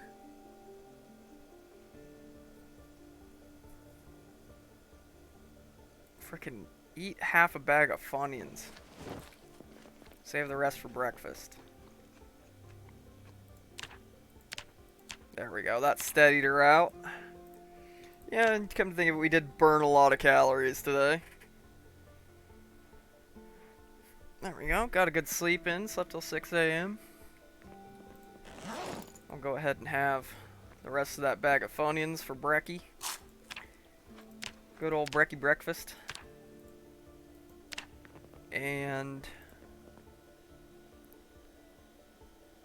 I have some dang old zebra cakes. And a protein bar. I'll make sure we got lots of calories in our system for the day. Alright, we got work to do. Fog or no, we got work to do, damn it. So let's check up on our crops.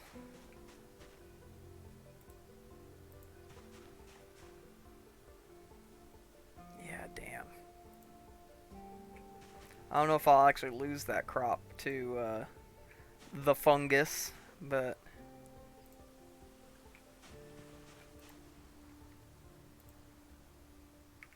there we go. Oh.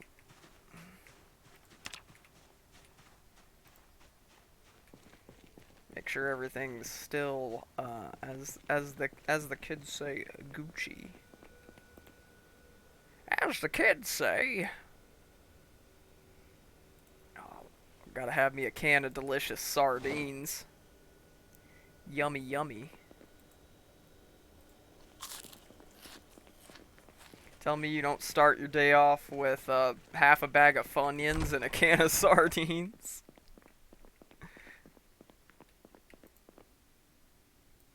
Healthiest American diet.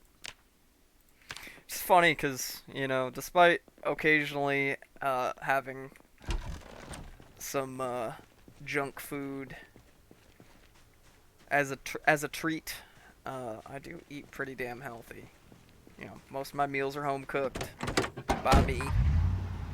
Mostly just meat and veg, you know, chicken or beef and vegetables, rice, occasional potato. Do love me some sweet potatoes, man. I make mean baked sweet potatoes. It's good. I make bomb sweet potato fries too. Oh my god. Sweet potato french fries. Ooh, buddy. I make the most decadent, like, junk food dish out of sweet potato fries. I call it like stoner food. But sweet potato fries with fucking 3 or 4 slices of chopped up cooked bacon and cheddar cheese. I melt the cheddar cheese onto it, and then I dip them in I smother them a little bit in Thai sweet chili sauce, and then I dip the fries and I cook them till they're nice and crispy. Then melt the cheese over them with the bacon, and the sweet chili sauce. And then I dip the nice crispy baked cheesy fries in sour cream. And oh my god! Hey, there was a zombie there. My god, it is so good. Maybe someday I'll do a surprise cooking video and give you all the recipe. Show you how to do it. How I do it, at least. Because I've had other people try and do this recipe and screw it up majorly, so... you'd think it was something extremely simple, but... I guess with cooking, sometimes it is not. Where the hell did that zombie go? I can't see through all this frickin' fog. We should probably not attempt to fight a shit ton of zombies in this fog. Probably not very cash money of an idea. Yeah, headlights ain't helping, it's fog. What am I thinking? It's just like real life. Turn your headlights on bright in the fog, you're an asshole. If you turn your headlights on bright in the fog, I'm gonna come over to your house and I'm gonna piss in your gas tank and tickle your wife. All right.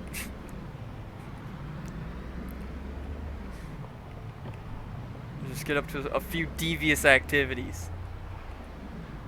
Don't turn your brights on in the fog, people. It's okay to have your regular headlights on the fog so other people can generally see that there's a car coming their way. But yeah, don't be a fool. All right, don't turn on your freaking brights in the fog. PSA. Public service announcement from freaking YouTuber with 100 subscribers. Ba-ba-ba-ba-ba-bum.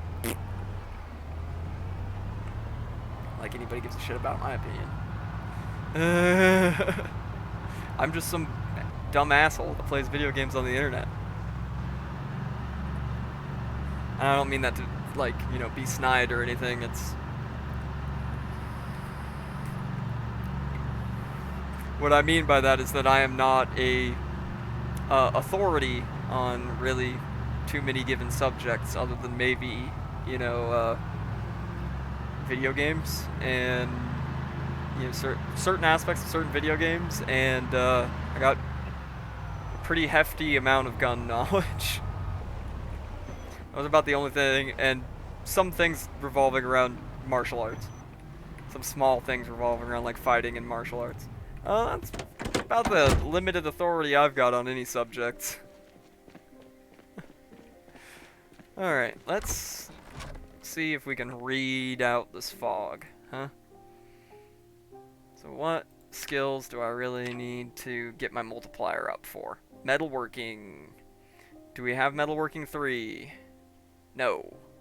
That's the one I need to be keeping my eyes open for. Metalworking 3. First aid doesn't really matter at this point, honestly. I don't have carpentry 4. I would need carpentry 4 to do carpentry. Fishing, 1, 2, 3. Fishing 3! Fishing 3 it is! Not that we're going to be going fishing anytime soon, but it's something productive we can do with our time right now. Since we ain't doing much else with this fog. We definitely ain't going out and doing anything crazy in this fog. It was thicker than I thought it would be. Then again, it is pretty early.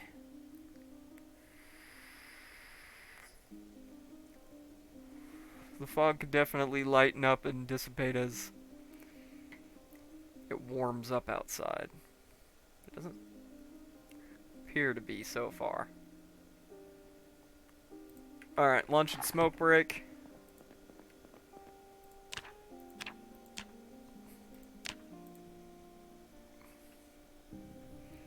Go ahead and have ourselves a granola bar.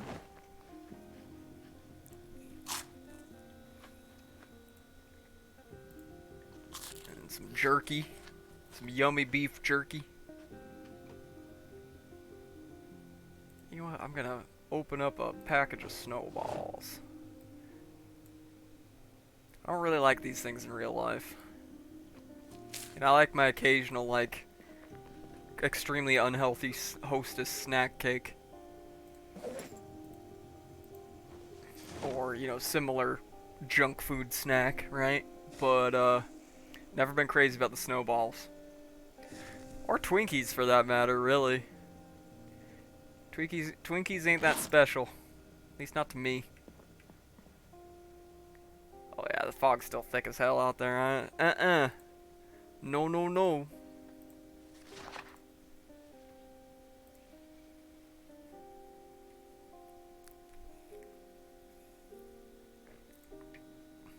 Alright, seems to be starting to clear up. So we will finish that book when we have time to. Whenever we have spare time, I just like to keep a skill book that I'm working on in there. We do have slow readers, so it takes a while. Alright, let's get back out there. Luckily we got plenty of gas. It's both stored in my base, in the vehicles, and you know, I got generators at 2 different gas stations ready to go. So gas is not a concern right now. Like, fuel is not a major concern at the moment. Well, it's not even hardly a minor concern at the moment. I've achieved infinite gasoline loop, basically, or near infinite at least.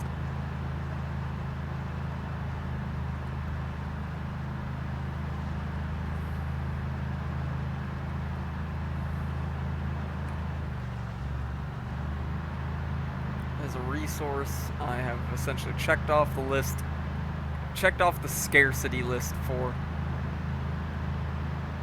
Alright.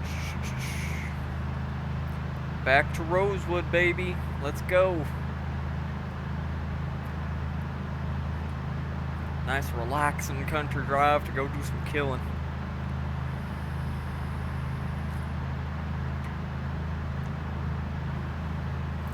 If we get into that police station and there's 0 shotgun shells in there, I'm gonna cry a little bit. There's that zombie. Now I can actually see you. Which does not bode well for you. I got 71 shotgun shells, including the one I got in the chamber on this thing. Yep.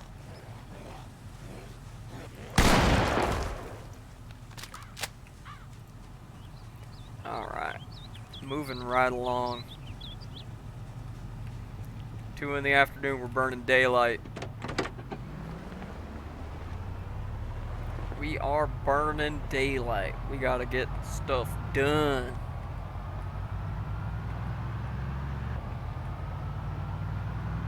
Yes sir, yes sir, yes sir.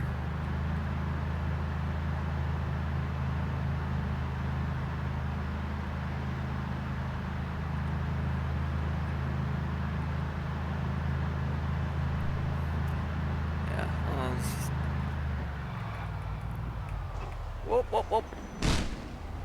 Slight bump. Hit the brakes a little hard there. Yep, please come right over here. Yeah, hey you. Hey. Hey, you. Guy. Right over here. Right over here.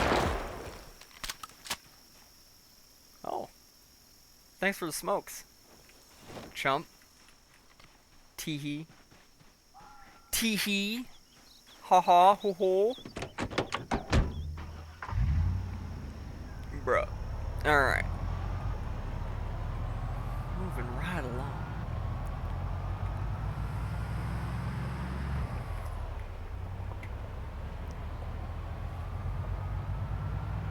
These drives are nice and relaxed, and I enjoy it.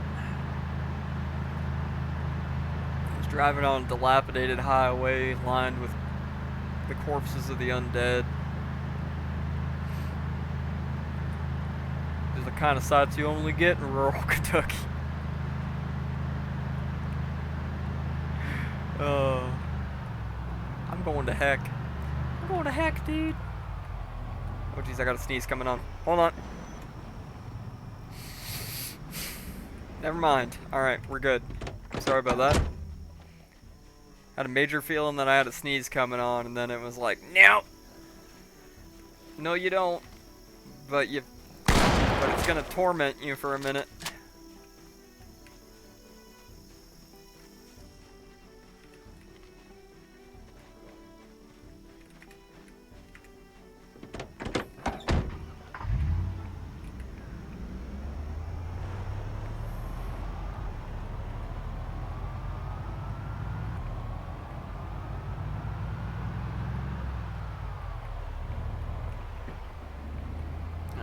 Make sure our little adventures haven't attracted more of them out here as we approach the turnoff. Doesn't seem like it, though the sheer amount of corpses is still lagging the game a little bit.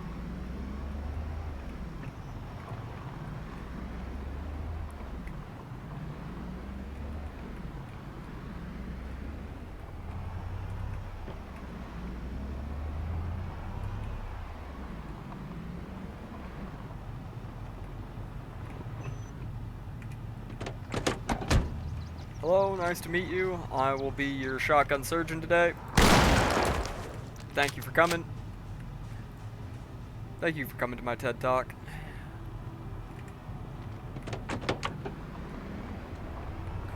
Alright.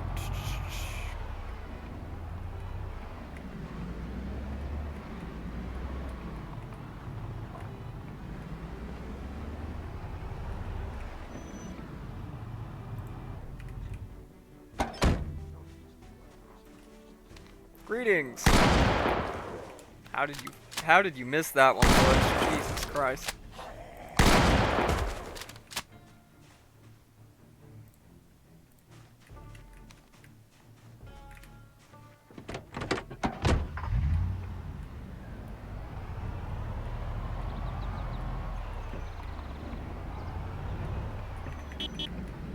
Follow me. Yep, right over here. Thank you. Please line up in an orderly queue. Hey, you. Hey, that rhymed.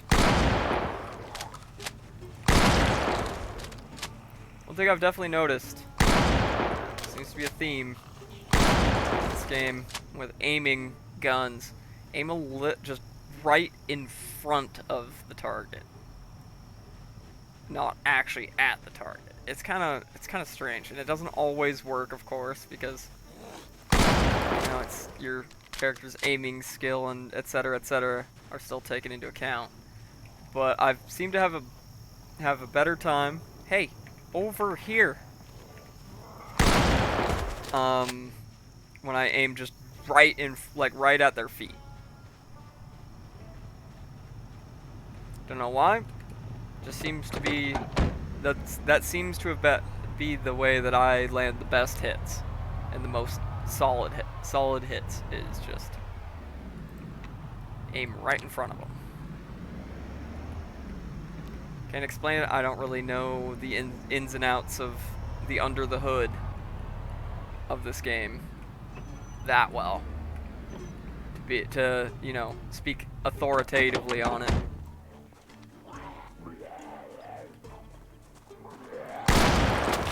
I'm just a guy that put a few hundred hours into this game, alright? And a lot of other games. Whoop.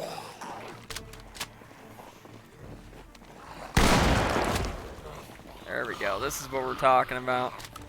Get a conga line going. Step on the line or rock your body on time. Okay, I believe you.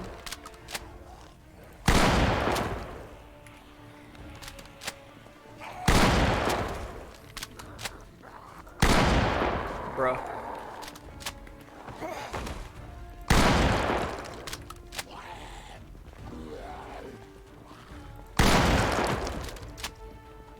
Oh, buddy. Jenny's table is turned into Jenny's slaughterhouse here. Jenny's meat packing plant.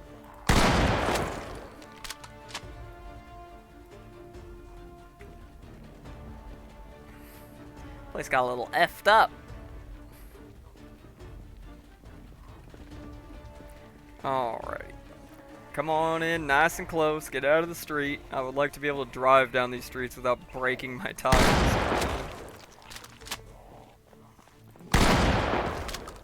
Oh god, this... The snap decision to take out this piece of crap single-shot shotgun has been one of the silliest things I've done.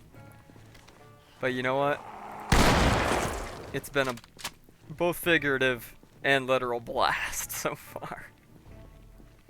Ayo. Alright.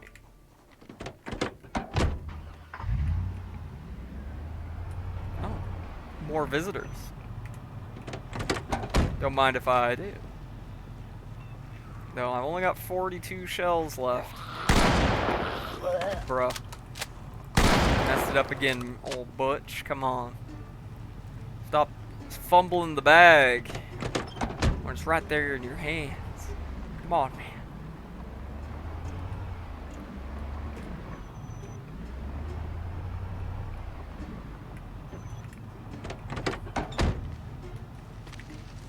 Over here, please. Thank you. Right there. Remember, right in front of them.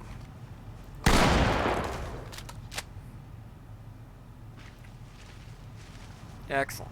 Progress is being made, boys. We're clearing this place out. Nice and swiftly. This is only, what, our second day of actually, like, coming through here and really fighting our way in. Fill our stomach up with mac and cheese. Jesus Christ, come on. Wasting shells.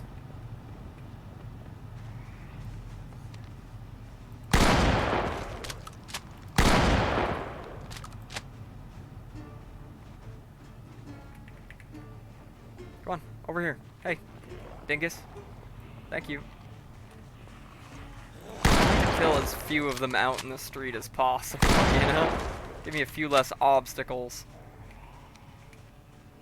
Actually, I could use more long blade skills, so... There we go.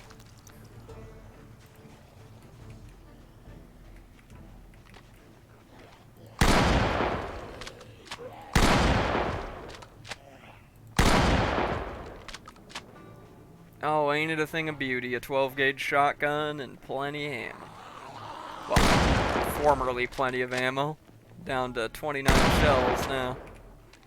At least what I brought with me. I got 4 boxes back at the, 4 or 5 boxes back at the base. But that ain't a lot. And shotguns are my favorite firearms in this game. So I would like to get a lot more. Which really is kind of the crux of this whole thing of why we're going after Rosewood first. If I can get in that police station, see if they got any good shotguns and shotgun shells. Alright, we got a few takers in there. Okay, I pull up.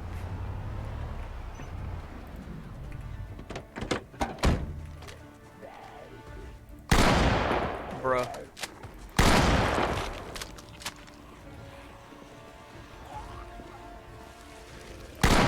Bruh. That was all me. I twitched my mouse at the last second.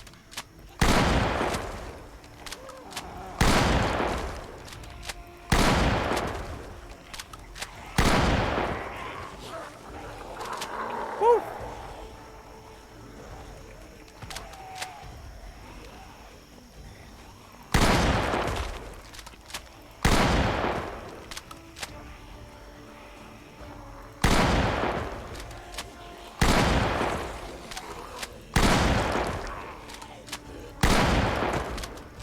Oh, it's beautiful.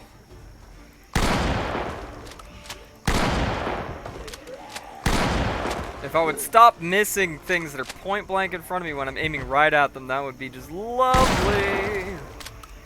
There we go.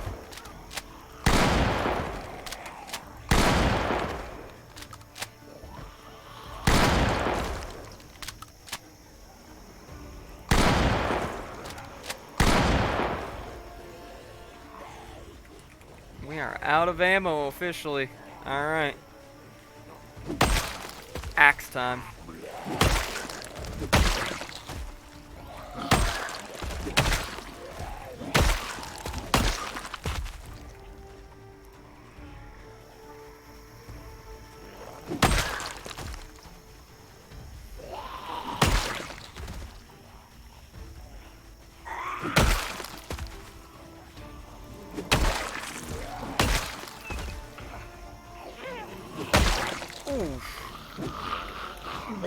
Whoa! No, no, no, no! No, no, no, no! No, no, no, no! Came dangerously close to getting grabbed there for a second. With this many zombies, that would have been a death sentence.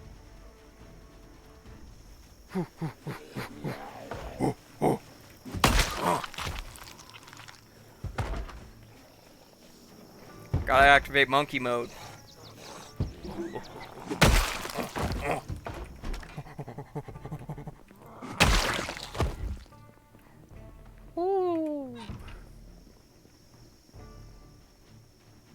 Alright, that was only slightly harrowing.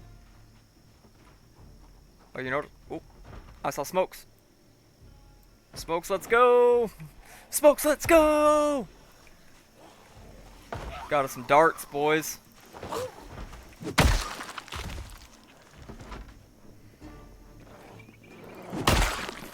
Actually, I don't have hundreds. I stashed at the base.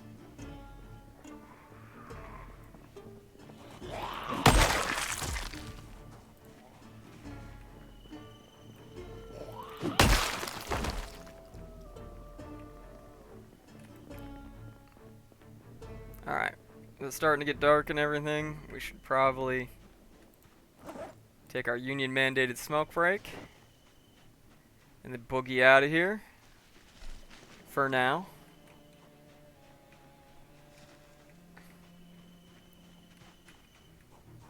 Alright, just a couple more zombies. Just a couple more. What the hell is stuck in your back, man? Oh, nothing good. Alright.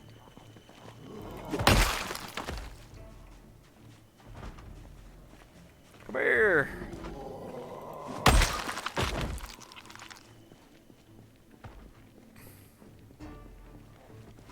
One last round, Arthur. Come on. One last group of zombies, Arthur. We'll be home free.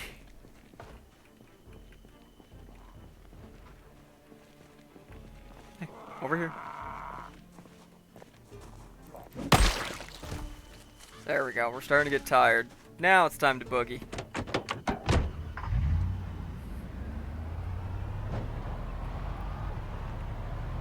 And we're gonna get the funk out of my face. Get the funk out of my face.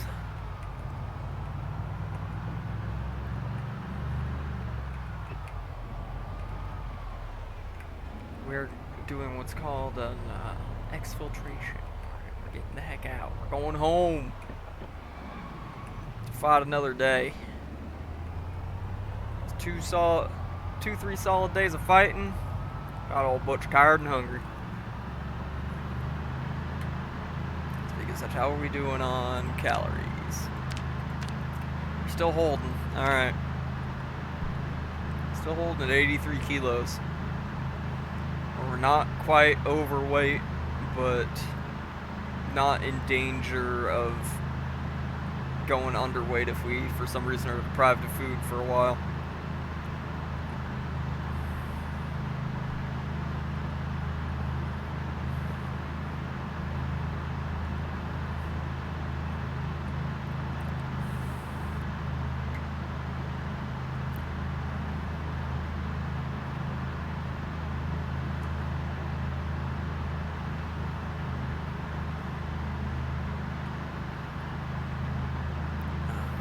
Nice relaxing drive back to the old tower.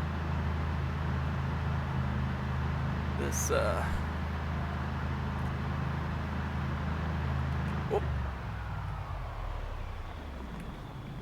Excuse me, ma'am. It's jaywalking. Yeah, it's a crime around here. Sorry to tell you, the punishment is death by axe. Thanks for the 38 special rounds.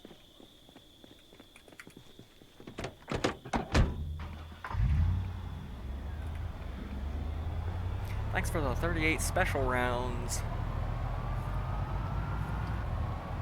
Alright. Back to the homestead, let's go. I think between this stream and next stream is when I'll build the gym. Alright, I have almost everything I need to build the gym. Alright, we gotta build ourselves a gym, boys. How are we gonna stay fit through the winter? Alright, without a gym. So I will probably, most likely be building that between this stream and the next. But no guarantees. Might be the time after.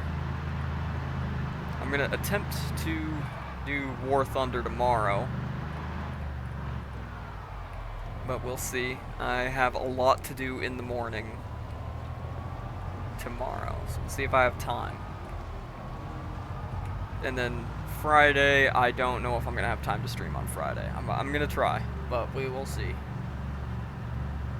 But I want to get more than one stream / video up on YouTube this week. I don't like doing only one in a week. That sucks.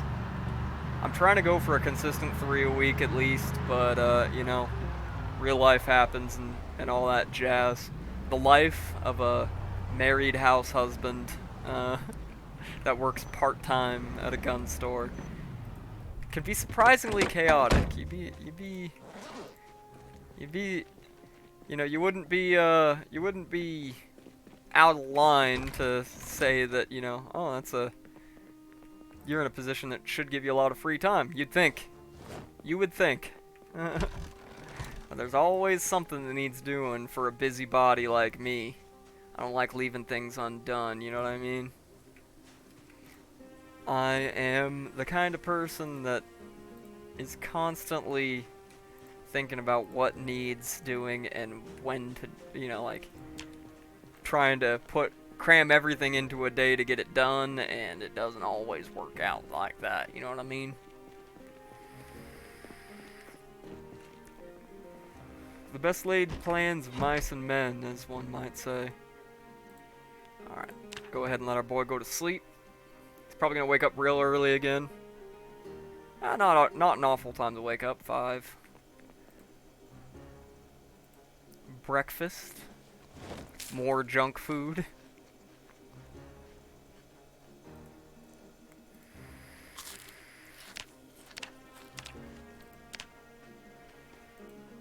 We want to make sure that we're maintaining your figure there, Butch. Alright. We don't want to have him going hungry and losing a shit ton of weight overnight. That would be bad, and I have accidentally done that in this game so many times, which is why I'm so obsessive about checking it. Alright. And let's go ahead, while we have the chance, start offloading the loot from the residential neighborhood, all this canned food and rice and all that. Finish offloading that since we forgot to do that earlier, and I know it'll drive the more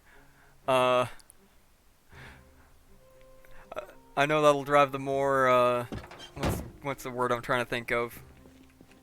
The more observant of you crazy. I'm trying not to do that quite as much, I'm sorry. I know that sometimes I can be a little bit forgetful. Bear with me, you know, brain injuries and all that. I don't like using that as an excuse, but I can sometimes overlook a few things. Sorry about that. I try not to. I try and keep a kind of mental tally in my head of everything that we're doing and all that, but that and talking all the time can kind of lose track. Get a little lost in the sauce to To quote the great warrior poet Gucci Mane, a man who has no sauce is lost, but that same man can also be lost in the sauce. Alright. Words to live by. Alright, that's all that offloaded. Excellent, excellent. We still got so much fucking random wood sitting around from clearing this area out. Yeah, they still got the fungus. But it's not spreading to anything else. Oh, nope, it is. Shit. That patch of carrots got it, too. Damn it. Well, our crop might not be too good this harvesting season there, chat. Unfortunately. That is a little pee-pee poo-poo, but it is what it is. What I am gonna do though is this machete and this axe are gonna go in the to be repaired bin that I really need to get to, but I haven't. We're gonna pick out a couple more belt melee weapons. I'm gonna grab another splitting axe because it's just so good. And I think we will take, let's see here. I don't think I have another long blade that can go on the belt. So we'll take a pipe wrench. It's heavy, but it's short blunt, which we have a little bit of skill into, and is actually surprisingly good at killing zombies. And then we'll go on one more run. Alright, one more run. I'm gonna go ahead and throw the Cobra in the truck, save us a little bit of weight. And then we're gonna go ahead and take... Oh, I actually did bring a long blade, I'm an idiot. Oh, but that's a back weapon. Alright, so we'll go ahead and attach the Rancher Machete to our back. We're gonna go for one more run before we hang things up for the evening.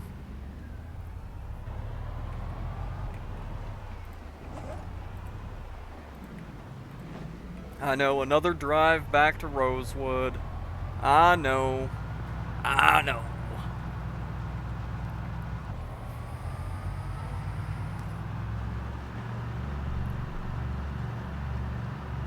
It's a good time, alright. Plus, it'll give us another chance to schwack any stragglers that have worked their way out of the woods. Keep our roadways clean. Alright.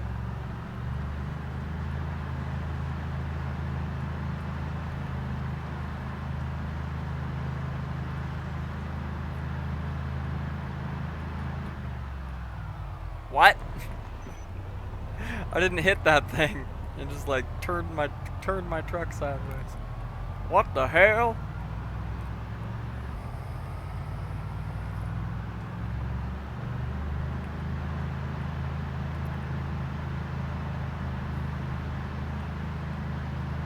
Alright. On the road again.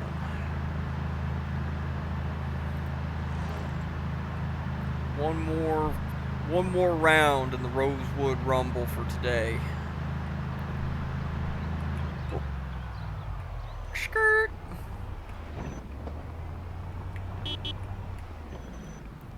Beep beep.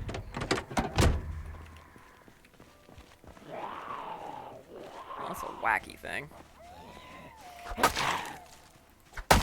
But it's quite good. Alright, excellent.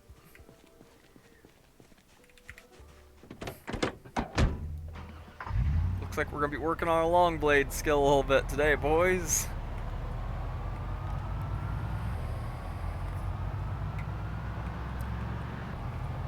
Because honestly, I would rather not waste the katana. I'd like to save it for a special occasion. I'd rather not waste it.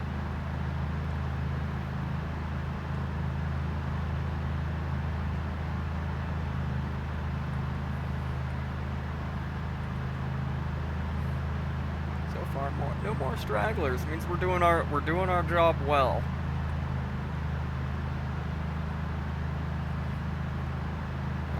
the less zombies we see, the better of a job we're doing, clearing them out.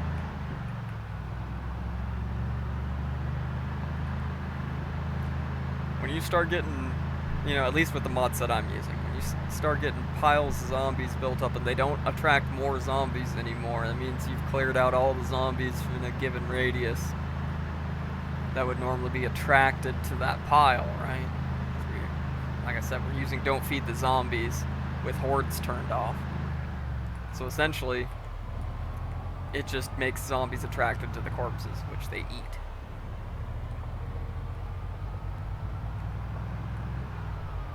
And I'm using the single player version of the Wandering Zombies mod as well, so hence why zombies tend to relocate over time. They don't stay at... They wander a little bit in vanilla, but not much. They wander a lot more now, which makes having a base in town a lot more dangerous.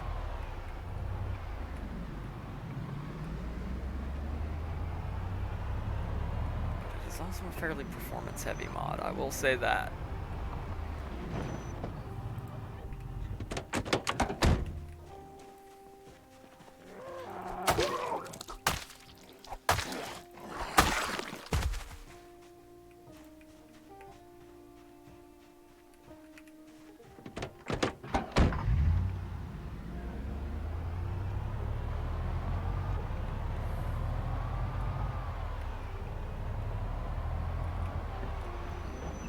Got a few visitors here.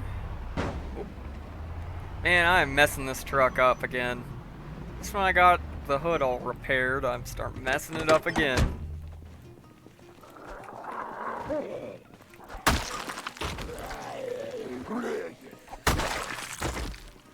Keeps just barely screwing up the max range of this thing. There we go. There we go. Getting my groove back. That's a decent enough condition. I use these to make spears later. I got a freaking metric ton of them already, but I guess it could never hurt to have more weapons sitting in your weapon cabinet. Especially when you use them to make overpowered spears. I should even necessarily say overpowered, because they break very quickly, but...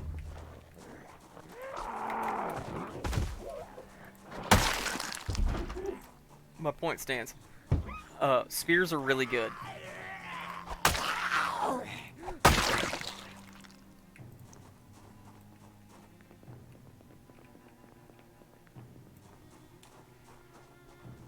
Rosewood Medical. Legal services. Alright.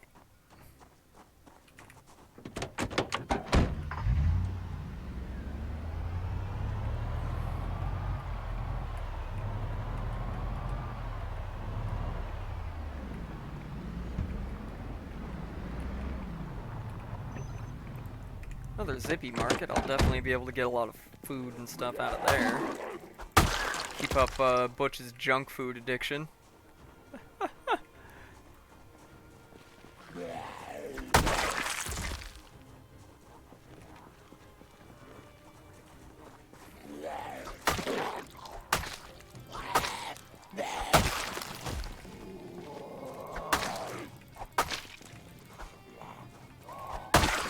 There we go. You want to get them just right at the end of the weapon's range for maximum effectiveness. But sometimes I am not good at it.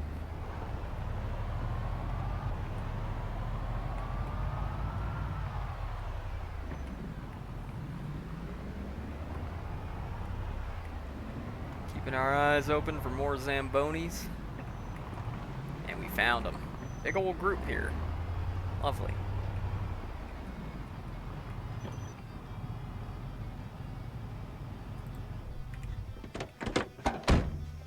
Over here, please. Thank you. Thank you. Yes, ma'am. First in line. All right, here you go.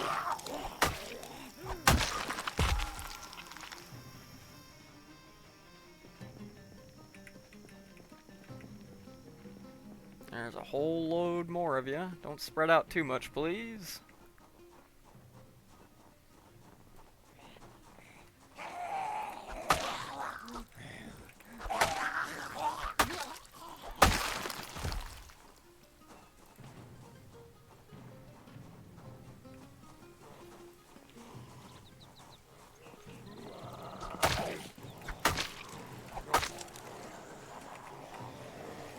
This many of them were switching to the axe. One I could reliably one or two shot every zombie with.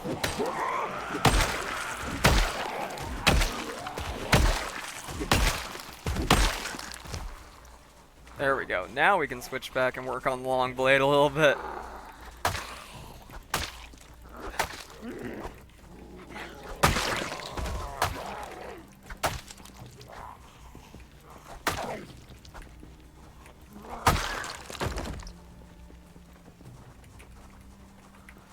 Hello. Good afternoon. Actually, it's still morning. Never mind. Good morning. Perish. There we go. Alright.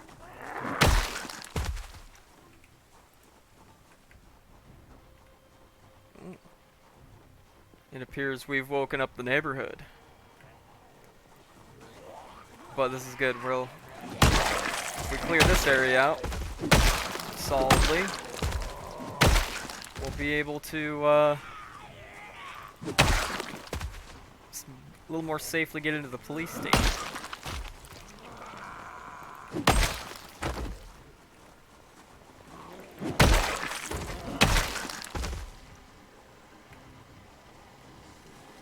Which is, of course, the main effort here in the first place. Whoop.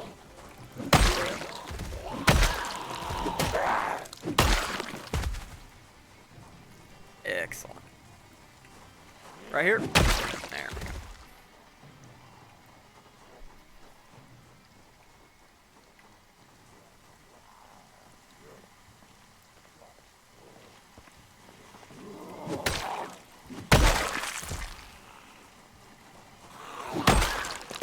Jeez, how many over here?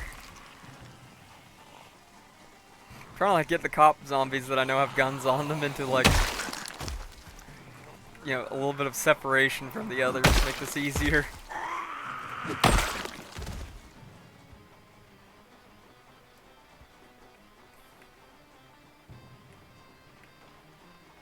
Alright. Let's go back to the truck for a snack.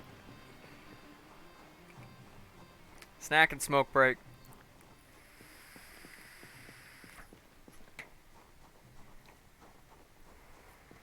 Snack and a smoke break, boys. That's what we need.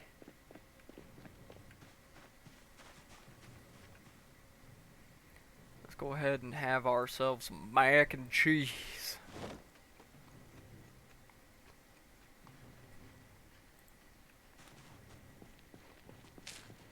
Some delicious mac and cheese.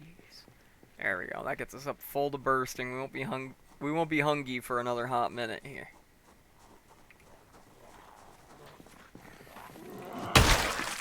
Oh, I got a twofer.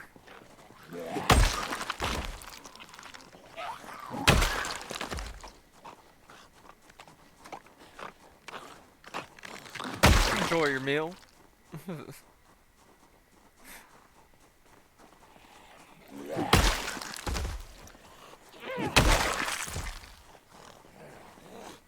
Right over here.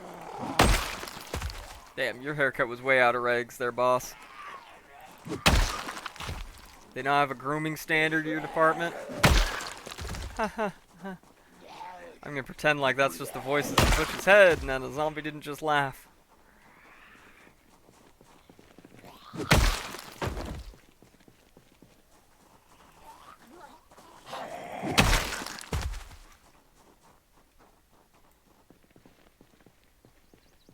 Alright. So I got a couple little groups hanging around.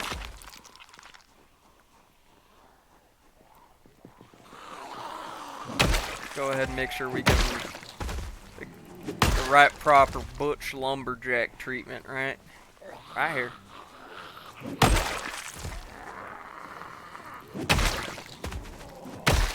Actually, we didn't take lumberjack for as the profession for Butch. He took firefighter because, you know, Firewatch. Duh.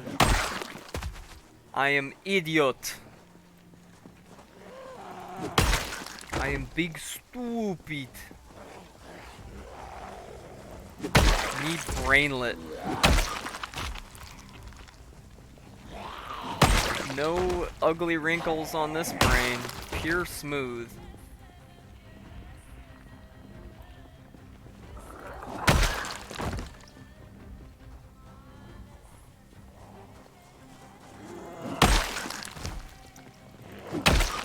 And that dude is doing like an American Psycho cosplay or something there with that suit and mullet.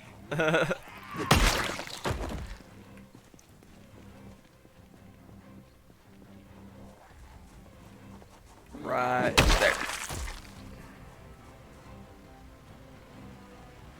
Doesn't have a mag in it. Useless to me. Come here.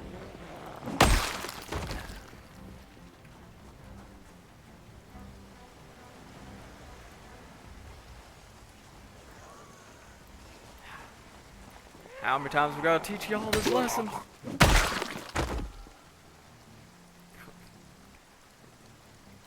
I will go ahead and take that just to grab the mag out of it.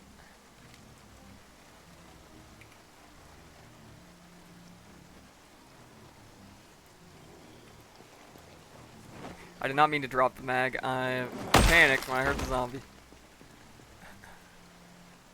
Where's that mag? There we go. Backpack.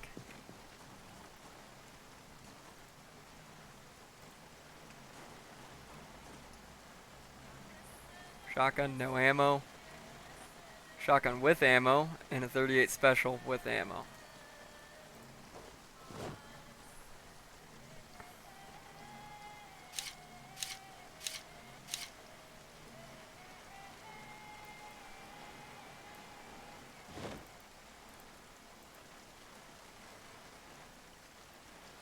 This one's got ammo as well, so unload that one as well.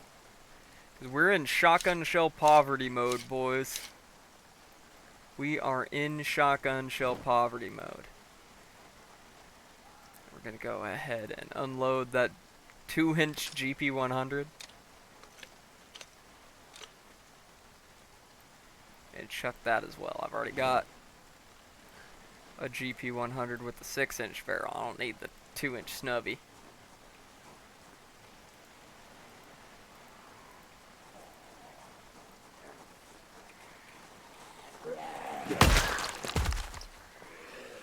Right here, please. Thank you.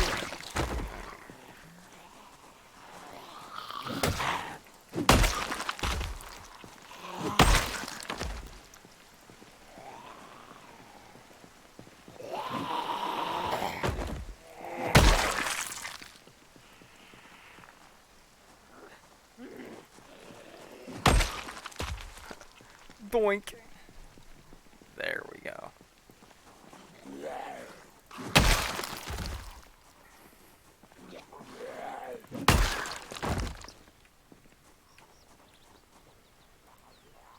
Ooh, piece of candy.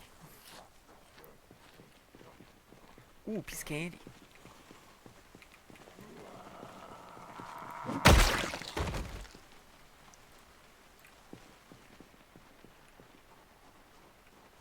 Alright. Let's pull the truck up. I think we've cleared out enough of them that we can at least safely pull the truck up a little bit.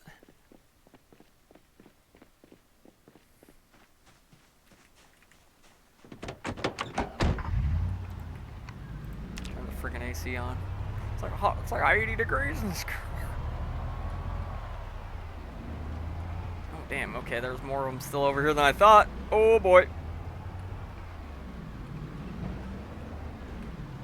Alright. I didn't hear no bell.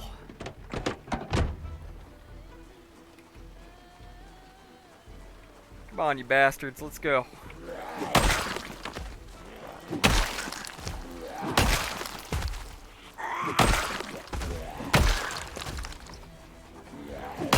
Come on. You can take down Butch. No, sir.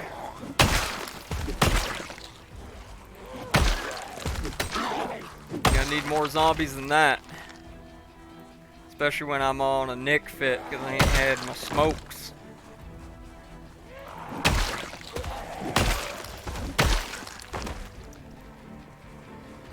Remember when we feared taking on large groups of zombies with melee weapons?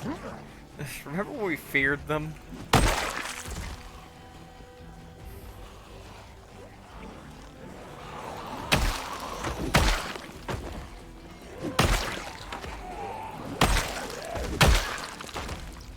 Remember when zombies in groups this large were enough to get me to just completely retreat from an area?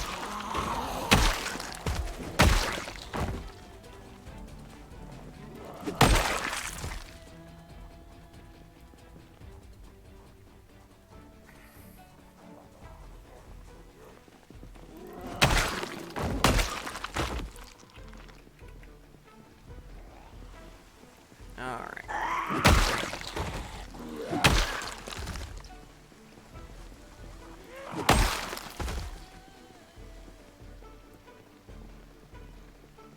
That's a lot of dead zombies.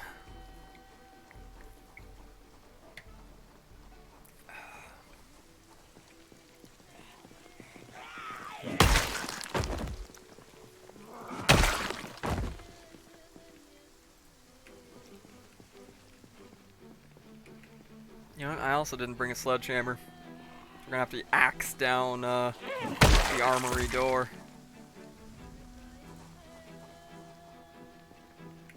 That's fine, that won't take that long.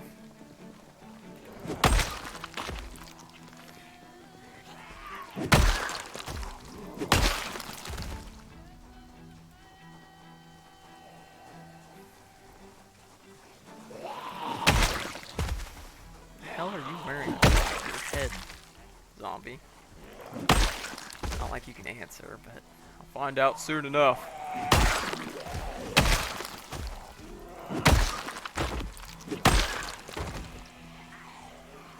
We're getting to be a little exerted, so we should probably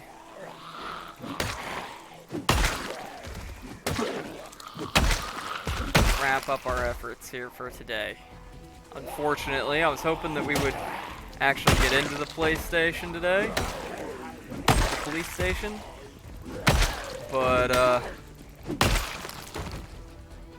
not with this many zombies still around. Maybe we should get the hell out of here before we get past moderate.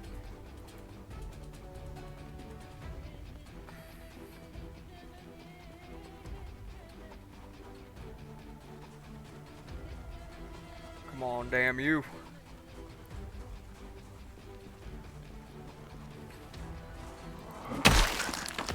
The massive body pile we created around here is attracting more of them.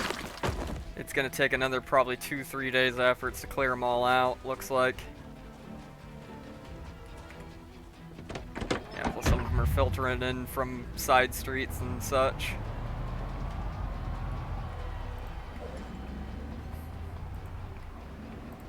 Union mandated smoke break.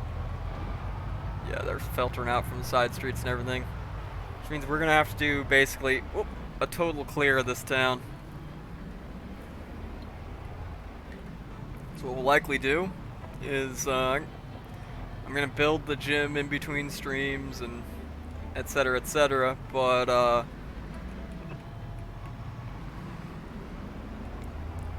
think we will come back probably with whatever I've got the most ammo for, which is I think still the 308. So we'll probably come back with like a pistol, like a 45, because I got tons of 45 ammo still, and that 308 rifle, and we'll just finish clearing out the town next time. So the next one will probably be Rosewood Rumble 2 Electric Shootaloo. But so we know what we're up against now, and we made a hell of a lot of progress. Alright, we took the Cobra out for a good spin. We cleared out, I would probably say at least 50% of the total zombie population of Rosewood. We got to the point where I'm rarely, if ever, seeing a straggler on the highway between Moldron and Rosewood. Good, both good points of progress. We did a little bit of looting, not a lot, but a little bit. There's a single straggler out there, but I'll find my way to working on him eventually. And we've almost got into the Rosewood police station, which is the looting goal, the main looting goal of going to Rosewood in the first place. It's that police station and the fire station next door, because I can probably get a...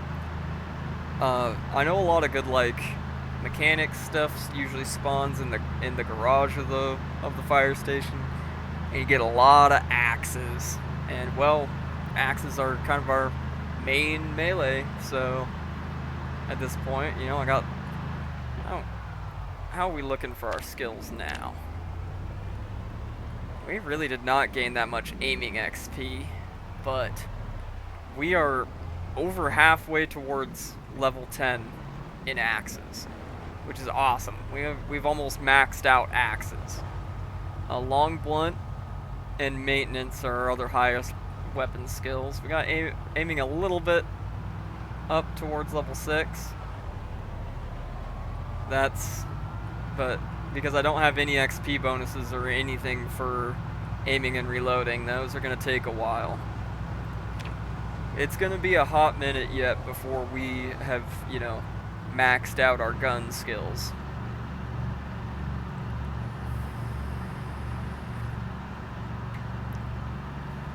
And of course, axes just levels the fastest because we've got the XP bonus from starting out with axe skill, right? We get a 75% XP boost on that, whereas we get no XP boosts on any of the other melee stuff. And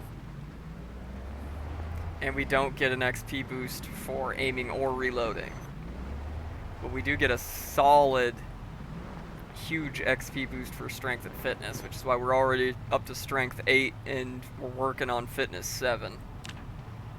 So the skills are coming along great. I haven't really been working on the crafting skills as much now that we have got like the basic necessities from crafting skills. I will be working on metalworking. I need to finish out work on maxing carpentry. So I'd like to get carpentry up to 10. Get metalwork up to at least like 6 or 7. Mechanics up to like 6 or 7. Stuff like that is like the basic necessity skills for crafting. And we'll be working on other stuff as well. Eventually I might want to work on the sneaking skills, especially if we ever go to Raven Creek or Louisville. I'm gonna want sneaking skills. So that's gonna be something we work on at some point. But for now, old Butch is back home. He's gonna get himself a nice snack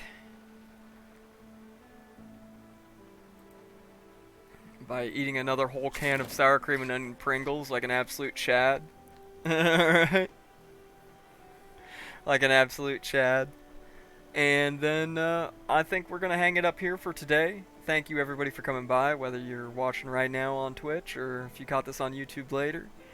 You know, let me know how you liked it and everything, and what goals you'd like us to see us do. Wow, brain. What long-term goals you like to see us push towards? You know, once we've cleared out Rosewood and everything, if you'd like to see us go after the prison, or start pushing towards like Bedford Falls. Bedford Falls is huge, so Bedford Falls would be pretty fun. And, you know, very high population of zombies. That's the other closest town to us from here. Or if we want to go out on some rural nomadic adventures for a while, let me know. Let me know. I'm open to ideas for you know, things we're gonna do after Rosewood, after we've looted it.